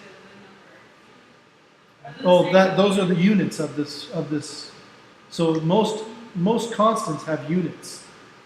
So this constant has units of newtons meters squared per kilogram squared. And how do they know what the units of this constant are? Well, those are the units that make the equation work. I thought I had like finally and plug those into. I was like, No, because if you multiply a mass times a mass divided by a distance squared, you're not going to get newtons. You're not going to get a force.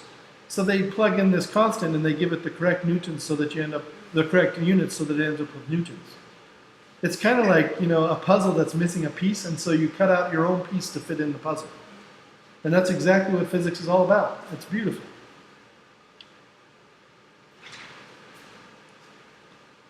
And there are only a few of these universal constants in the entire universe. So if you have one named after yourself, you've really made it in physics.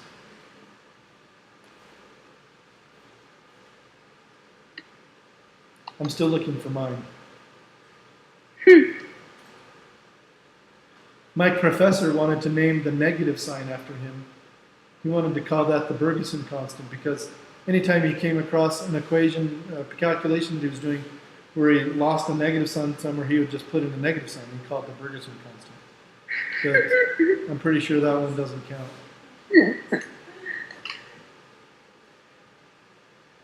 I've attempted this 5 times, and I don't know if it's it's probably a calculator error with all of the times 10 to the.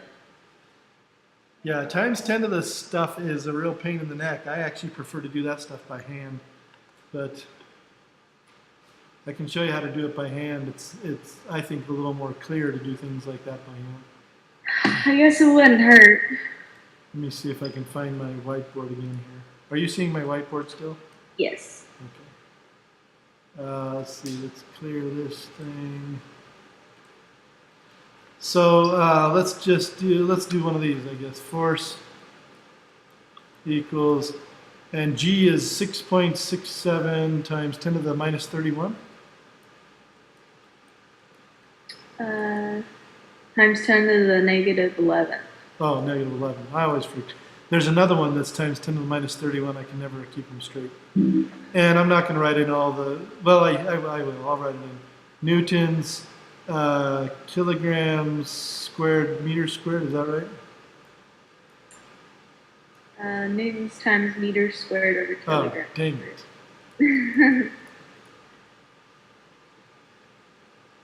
Meters squared per kilogram squared. And then I have a mass of, let's say I have a mass of like 3.7 times 10 to the 48 or something, I don't know. And maybe a mass of 2.2 times 10 to the 16. And these are both in kilograms, right? Kilograms. And this is great because I have kilograms times kilograms up here, so they cancel out with this kilogram squared right here, right? Mm-hmm. Isn't that great? I love that. And then I divide by a distance, so I'm going to say the distance between here and the sun, which is 93 million miles, which is about 150 million kilometers, which is 1.5 times 10 to the 1, 2, 3, 4, 5, 6, 7, 8 meters. And then that's squared, right? Yes. Okay. And look, I have meters squared down here. The meters squared cancels with the meters squared up here, so we're good. Now I have newtons. That's what I wanted, right? Because this is a force, so I need newtons. See how all the different things cancel out? Okay, so now what I'm going to do is I'm going to take all the numbers that are not a 10 to the something, and I'm going to put them right in front. 6.67 and multiply by 3.7. I'll put parentheses. Multiply by 3.7. And then I'm multiplying by 2.2, right? Those are all my numbers out in front. Oh, there's one on the bottom too. So I'll divide by 1.5 squared in the bottom. Don't forget to square the 1.5. Now I'm going to put that all right here. I'm going to use my calculator to do that mess. But over here, I'm going to put all my 10s to the somethings. I've got 10 to the minus 11 times 10 to the 48 times 10 to the, what was that one? 10 to the 16. And then I'm dividing by 10 to the 8 squared, right? Yeah. 10 to the 8 squared. What is 10 to the 8 squared? Do you guys know? When you square something that already has a power on it, you actually multiply the 8 times the 2 and you get 16, right? Well, this is great because what happens when you have a 10 to the 16 divided by 10 to the 16? I didn't even do this on purpose. Isn't that equal to 1? One number divided by itself is equal to 1, right? So that makes that one easy. And then what happens when you multiply a 10 to the minus something times a 10 to the something that's positive? How do you do that math? You just add together the stuff up here and you get 48 plus a minus 11, which is 48 minus 11, which is going to give us 10. This is going to give us 10 to the 37, right? 48 minus 11, 10 to the 37. So I'm done with all that. So the overall answer on the right side is 10 to the 37. Now I just got to do this. That's going to be 6 times about 4, which is 24, times about 2, which is about 50, divided by 1.5 squared, which is about 2. So it's going to be about 25. 25 times 10 to the 37. I would have used my calculator, but I'm too lazy. Newtons. Right?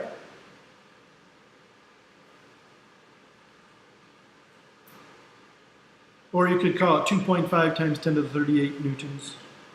And that's how I do those kinds of problems, just because typing all those times 10 to the stuffs into a calculator is painful, and I often make mistakes.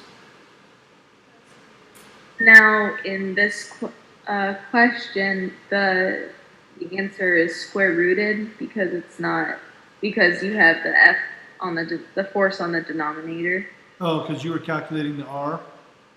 Yes. So does So it make a difference? yeah, so if I was taking the square root of all this, for example, over here, right? Yeah. Taking the square root of 10 to the 37 is a little bit messy. So I like to take the square roots of things that are even numbers because then you can just divide them by 2. But your calculator can do that. Once you've done this, then just take the square root of this number and it'll do that.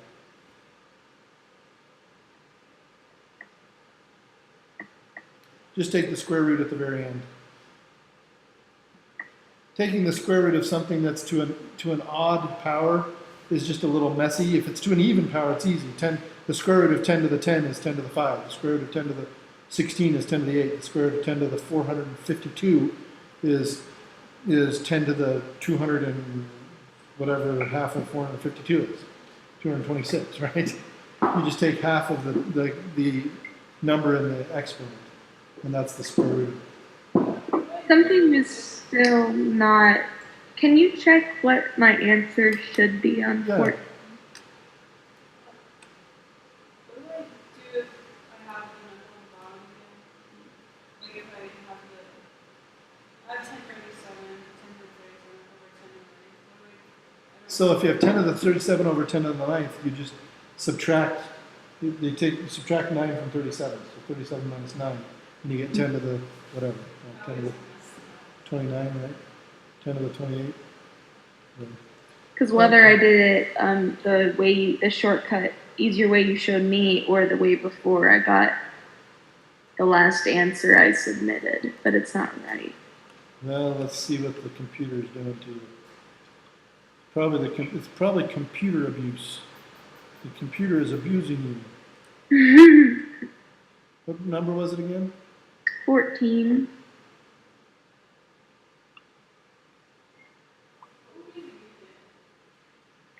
Well, what are you calculating? What are the units of distance?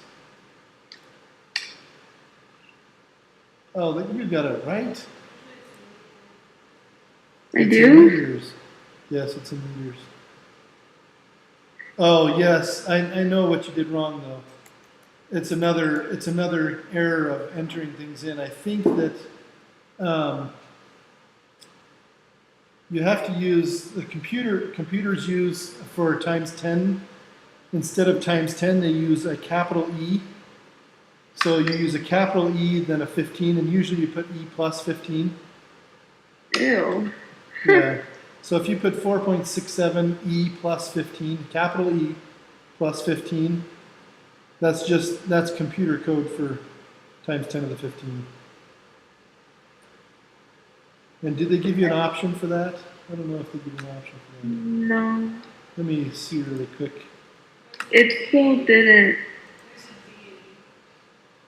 If we go to, this is number 14, was it? Yeah. If you go to the yellow bar, there's a D&E and an infinity. That doesn't make any sense.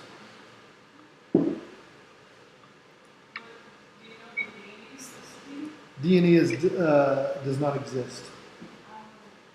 So like units on MU does not exist.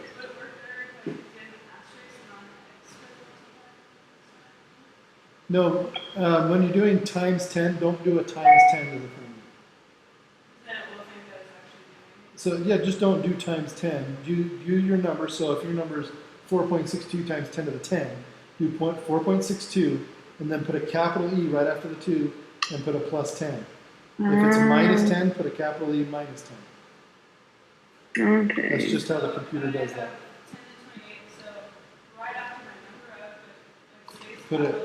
Don't even put a space, just right after your number, just put an E and put a plus 10. Or That makes sense. plus whatever. Yeah, plus 20. Yeah. So that's just, and then we need to fix that, include that. Well, on the other, like chapter 1, when we were doing conversions or like doing the decimal places and whatnot, Yeah. you could put in a number time, like the X. So that they would let you do that? Yeah, so. Well, we just need to be consistent now, I guess. Like I said, you guys are the guinea pigs because I think, I actually think I'm the first one to use this actually in a classroom environment. So, I really do like it, minus the little hiccups here and there, but. well, I think the thing that most of my students like the most is the immediate feedback. They immediately know if they're right or wrong. And So that way you know how to, yeah. if you're wrong, you because can. if you're doing it on paper, you never know until you get it back, and then it's useless. You may have already taken the test, or you don't have time to review it for the test. But this way, you get immediate feedback, and you can know if you've done it right. And that's the most important thing. And the best thing I like about it as a teacher is students hate the little red X. And so they go back and they do it again and again and again. I hate the yellow. Or the yellow, they hate that. Nobody likes getting the anything but the green check mark. It's like an addiction. I've addicted you to green check marks. Same one?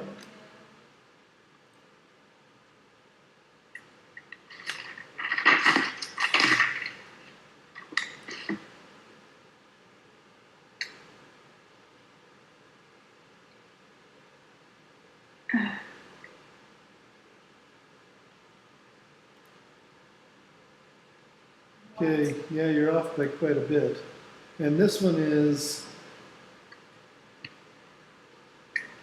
It might be the way you put it in your calculator, because mine did that too. Like, make sure you put parentheses around everything, and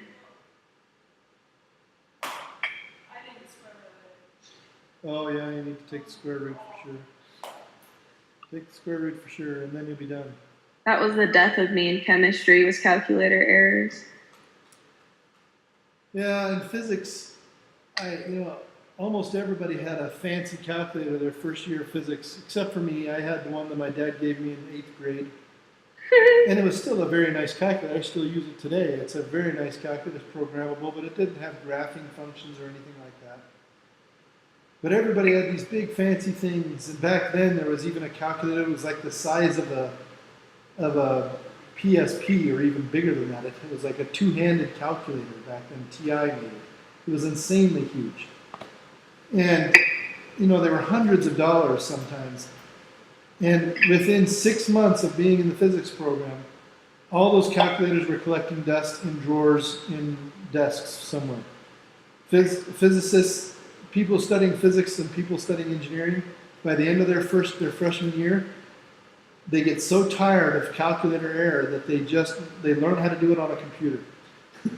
They're almost all freshman physics and engineering students take computer programming classes, and by the time they're done with their freshman year, they know how to use a computer to do the math, and they never turn back.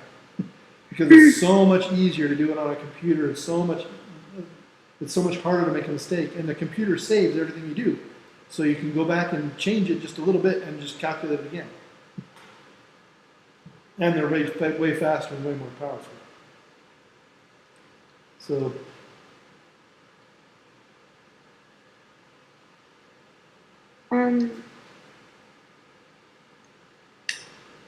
Can you also check 15? My answer, it might be off a little bit. yes, I can. Or if it's a computer enter error. So if it's to the negative, 10 to the negative, do you just put E minus? That's right. Okay, when my numbers are. You are off by a little bit. Is it supposed to be 1.718? No. Oh, okay. You're off by a factor of about 10, I would say. 20, actually. Maybe even 30. No, dear. You're off by a factor of 30, which is, I'm trying to think where that would crop up somewhere. Well, what I did was, it says the center of their masses are so far apart from each other, and I divided that by 2 because we use the radius, don't we? Or No, do you no. just use Yeah, that but number? but R is not a radius. It's just the distance between their center of masses. So if you divide it by 2, that's certainly part of the problem. So then why do we use R?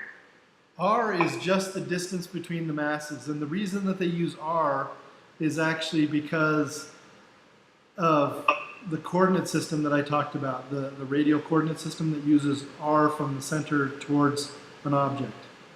So that's a little bit confusing. R in this case does not mean radius, it just means distance between the centers. And you kind of have to get used to them using letters in different ways in physics, because they just run out of letters, really, is what it comes down to. There's 26 letters in the phonetic alphabet, and there's 22 in the Greek alphabet, and we don't use Egyptian hieroglyphs or Chinese kanji. So if we use Chinese kanji, we'd be in really good shape, because there's like a gazillion of those. And you can make new ones if you need to. So, but we don't use Chinese kanji or Japanese or Korean or anyone else's kanji. Oh, sorry. No, go ahead. When we talked about in like 6.1, when we talked about R, Yep. it's called the radius of curvature. Yeah, and that's completely different. So they are different. They are different. Yep. So it just depends like what situation you're using That's it right. in. Context is everything in physics, especially when it comes to names of variables. The context is everything. So whenever you're dealing with Newton's law of gravitation and there's an R involved, that is the distance between center of masses. If you're talking about radius of curvature on a turn on a track, then that's definitely from the center of the turn out to the edge of the thing. When you're talking about rotating motion, You know, you have diameter and radius. You need to divide the diameter by 2 to get the radius. So R can mean many different things, and we're going to use R in a couple of different ways before we're done with this class. A couple more different ways. So just so happens that R is one of the favorite letters of physicists, but we do use mol pretty much. And we use all the Greek letters too. You can be count yourself lucky you're not taking a senior level quantum mechanics where you get introduced to the Greek letter Xi. It looks kind of like a letter that got caught in somebody's zipper, and it's been all scrunched up and kinked up into weird shape. It's a really I show you. It's a really good one. I love it. This is my version of Xi. When I'm using Xi, I do this. Something like that. That's my version of Xi, and it's different every time because it's so messy. Well, I don't know what it's supposed to actually look like. Let's look it up.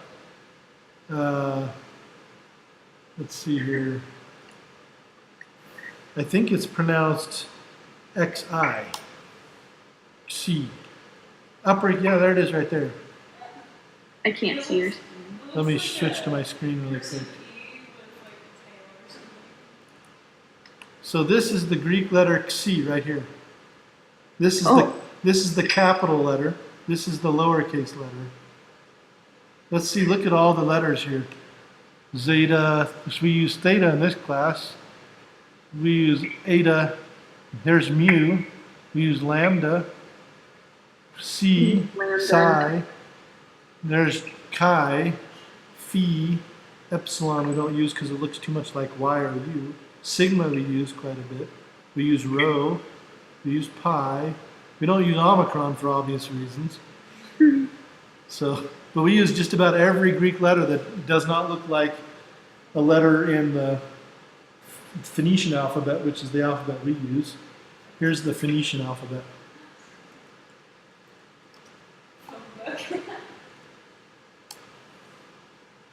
This is the Phoenician alphabet, and this is why they say hooked on phonics works for me, because phonics actually means Phoenician, and here is the Phoenician alphabet.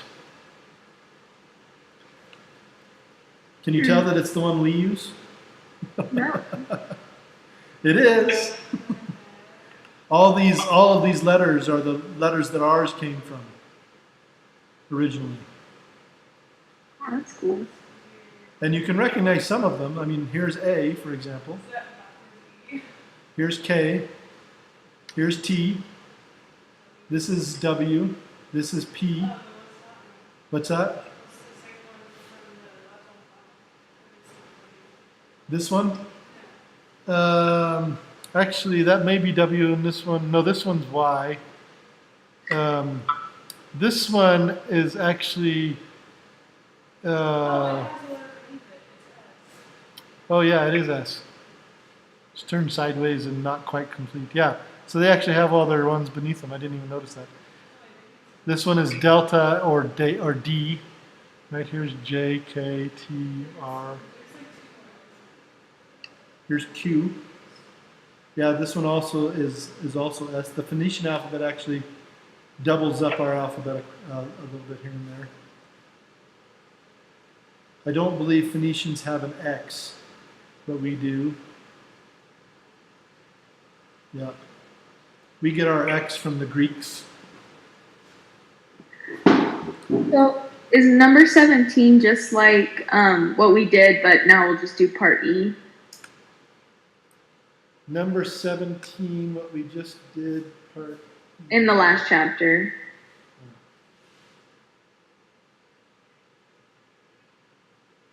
Oh, yes, that is correct. Number 17 is the same problem from chapter 6, but now I want you to go through it and also do part E. That is correct. Part E won't be too complicated, will it? It shouldn't be. Okay. What else I got? Okay, I'm gonna ask one more, and then I'm done. Okay. Can we go through 9 together? Question 9. Some of them I've got.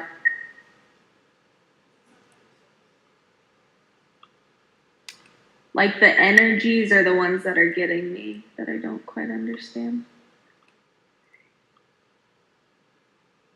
That's this one, right? Yep. Oh, shoot.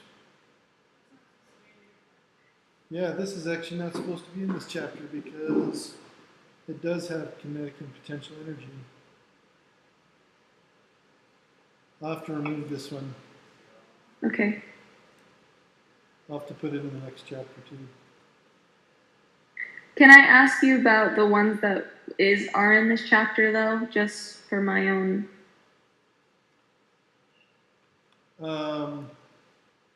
Yeah, on that problem. Yeah.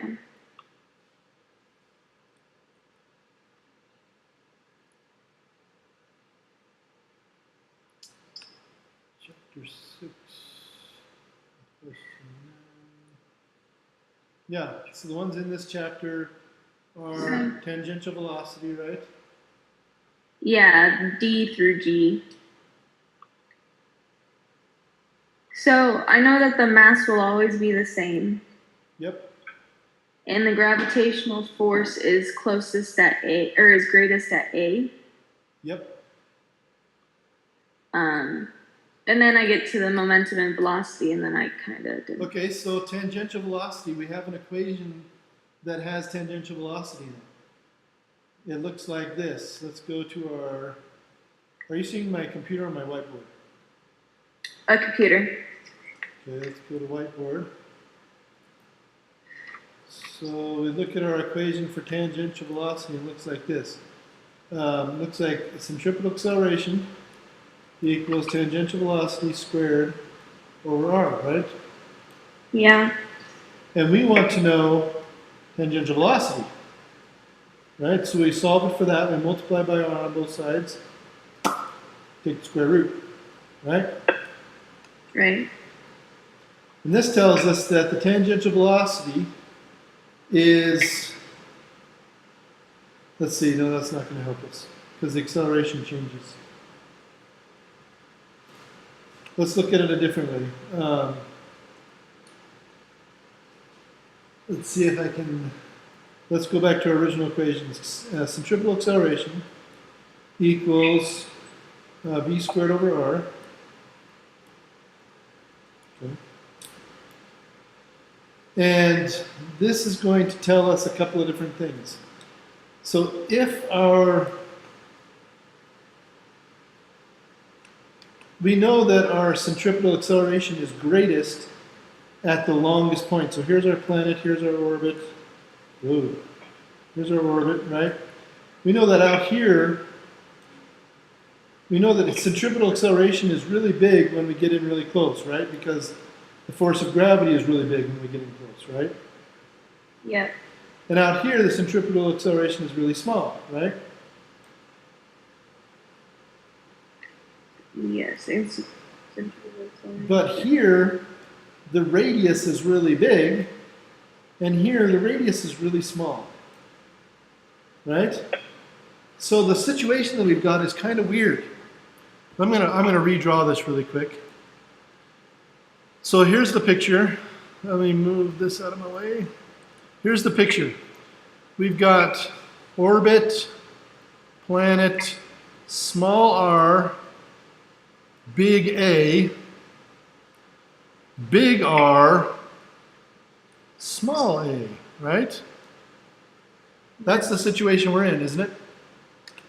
Mm-hmm. So if we rewrite our equation for centripetal acceleration, we have little centripetal acceleration equals something over a big R, right? And we have big acceleration equals something over a little radius, right? But it's actually bigger than it seems. It's actually even bigger still. So it turns out that to make this little, we can have a big R and a little v squared. And to make a big A, we put a big number squared over a little r. And that's one way to think of it. a larger velocity. When you're coming close, you actually have a much faster velocity over a smaller radius gives you a big acceleration. That makes sense. And out here, you have a small velocity squared over a big radius gives you a small acceleration. So that's one way to think of it. So when we look at the velocity, it would be greatest closest to the... That's right. The closer you get, the faster you go. The further you go. And they do this with satellites. They do this particularly with, they used to do this with low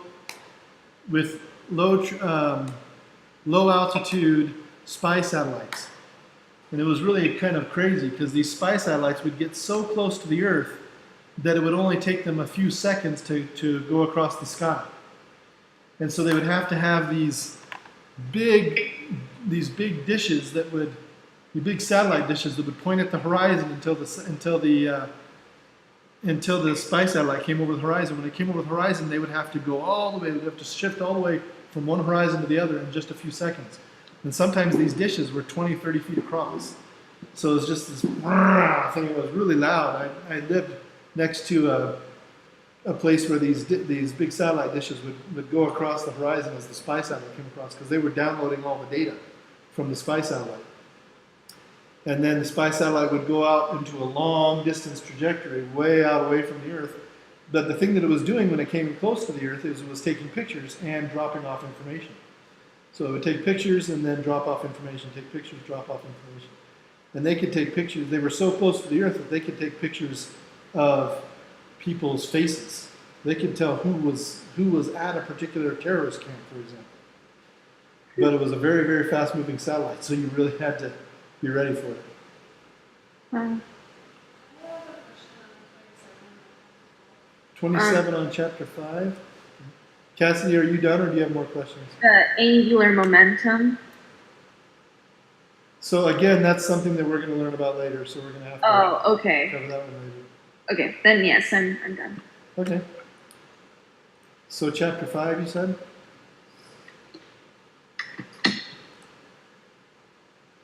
Which number? 27. Okay. it. So it says the friction between them is the same. Does that mean they have one combined number or two different? Yeah, so no, it just means that they're both the same, made of the same material. So they both interact with the table in the same way. So these blocks are maybe both made of wood, and the table's made of plastic so that they rub against the plastic the same way. That's all they're saying. You still have to calculate the friction for each of them and add up a force of friction for each of them. So if this one is if this is the problem you're doing, then you're going to have they're not moving yet. So they're each going to have a maximum coefficient of a maximum friction force that is equal to the coefficient of friction times their weight, which is the normal force. So that's how you would do that problem. Essentially, you're going to calculate how much static friction there can be for each block, add up those two static frictions, and that will be the amount of force you'll have to pull with to get them moving. That's how much friction force the blocks can create.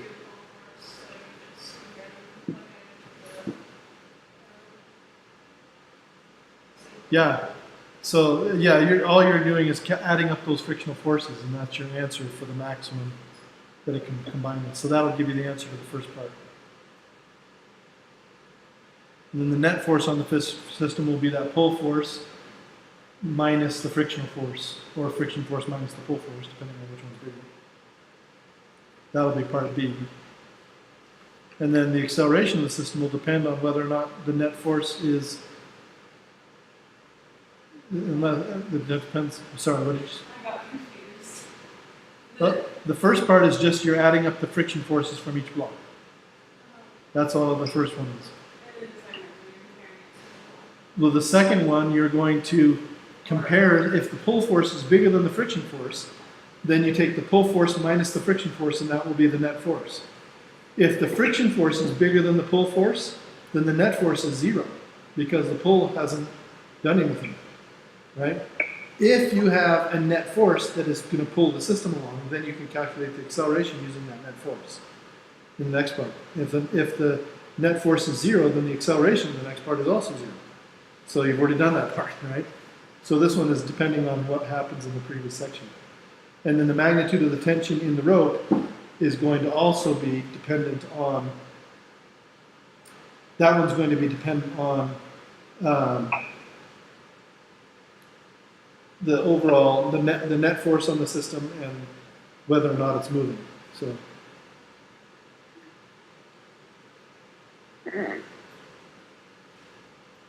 Number 16. Are we back in chapter 6? Yes. I thought I was going to be okay, but...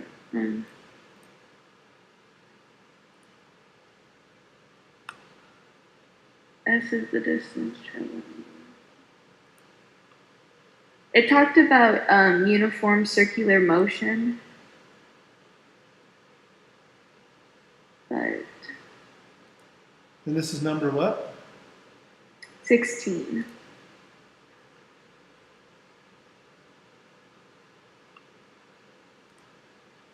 The moon, let's see, that won't take me to 16.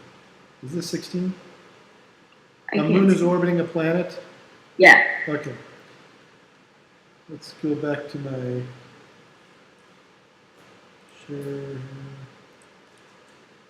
The moon is orbiting a planet in UCM, which is uniform circular motion. That means that the orbit is a circle and that the speed of the moon around the orbit is constant. That's what uniform circular motion is. Yeah.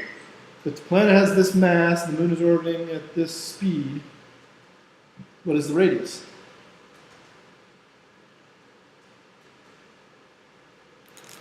So, in this case, probably you've got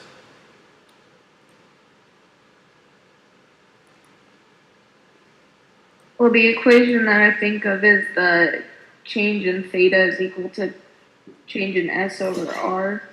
not necessary. You could go that way, but it's probably not the best way to go. Well, no, because there's no, You'd have to put in some other things in there for sure. I would use this one. it doesn't give us the distance traveled. Acceleration. So this is your centripetal acceleration, right? But they don't give us acceleration. No, but they do give us. What do they give us? They give us the speed, right? And they give us the mass.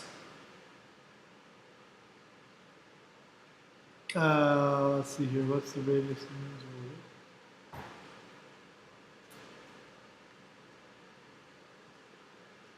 They give us the mass of the planet, and The velocity. there is one thing that we learned earlier. If you know the mass of the planet, you can actually calculate something quite important. So let's go back to our book and figure that out. Newton's laws, satellites, and Kepler's laws. If we go to 6.6, satellites and Kepler's laws, we learned something.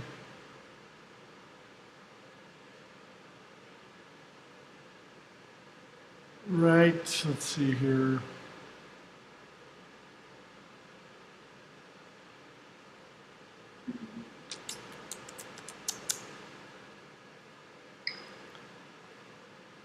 Force net is equal to mass times acceleration. I'm trying to remember what's in this problem real quick. So we have speed, meters per second. We have the mass of the planet.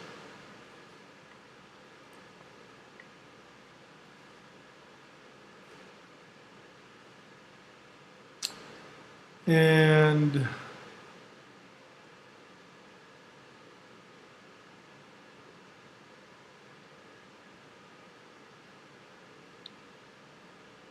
There we go. Right here. This, sorry, hold on just a second. This, is that right? The third law for circular orbits. This one is,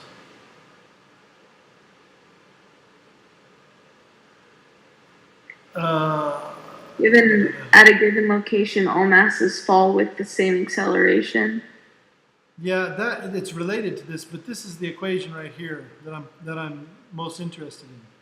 What this equation tells us is if we know the mass of the planet and the speed of the moon in orbit or the satellite in orbit, we can calculate the radius of the orbit right here. I can't see your screen. Oh, sorry. Let me switch back really quick. So this is in the satellites and Kepler's laws. As we're deriving Kepler's laws, this is the equation that I'm looking at. I pointed this one out, but I didn't. I pointed it out so that you would know that it's important. And there are several different versions of it, but this one right here tells us if we know the mass of the planet and the speed, we can calculate r. Now I think that's what you want to know. That is exactly what you want to know. You know the speed in the orbit, and you know the mass of the planet, so you can calculate r. So that's the equation for that one right there. I read that note right below it. Yeah. Oh. So what was your question, Leslie? For the acceleration, the masses, I need to have 2,000 Yes, for the acceleration of the entire system, you have to know the net force on the system and add the masses together. That's correct. Okay, well, I think I'm gonna sign off. Okay. I'll see you on Monday. Have a good week. You too. Let's see. Let's stop the share.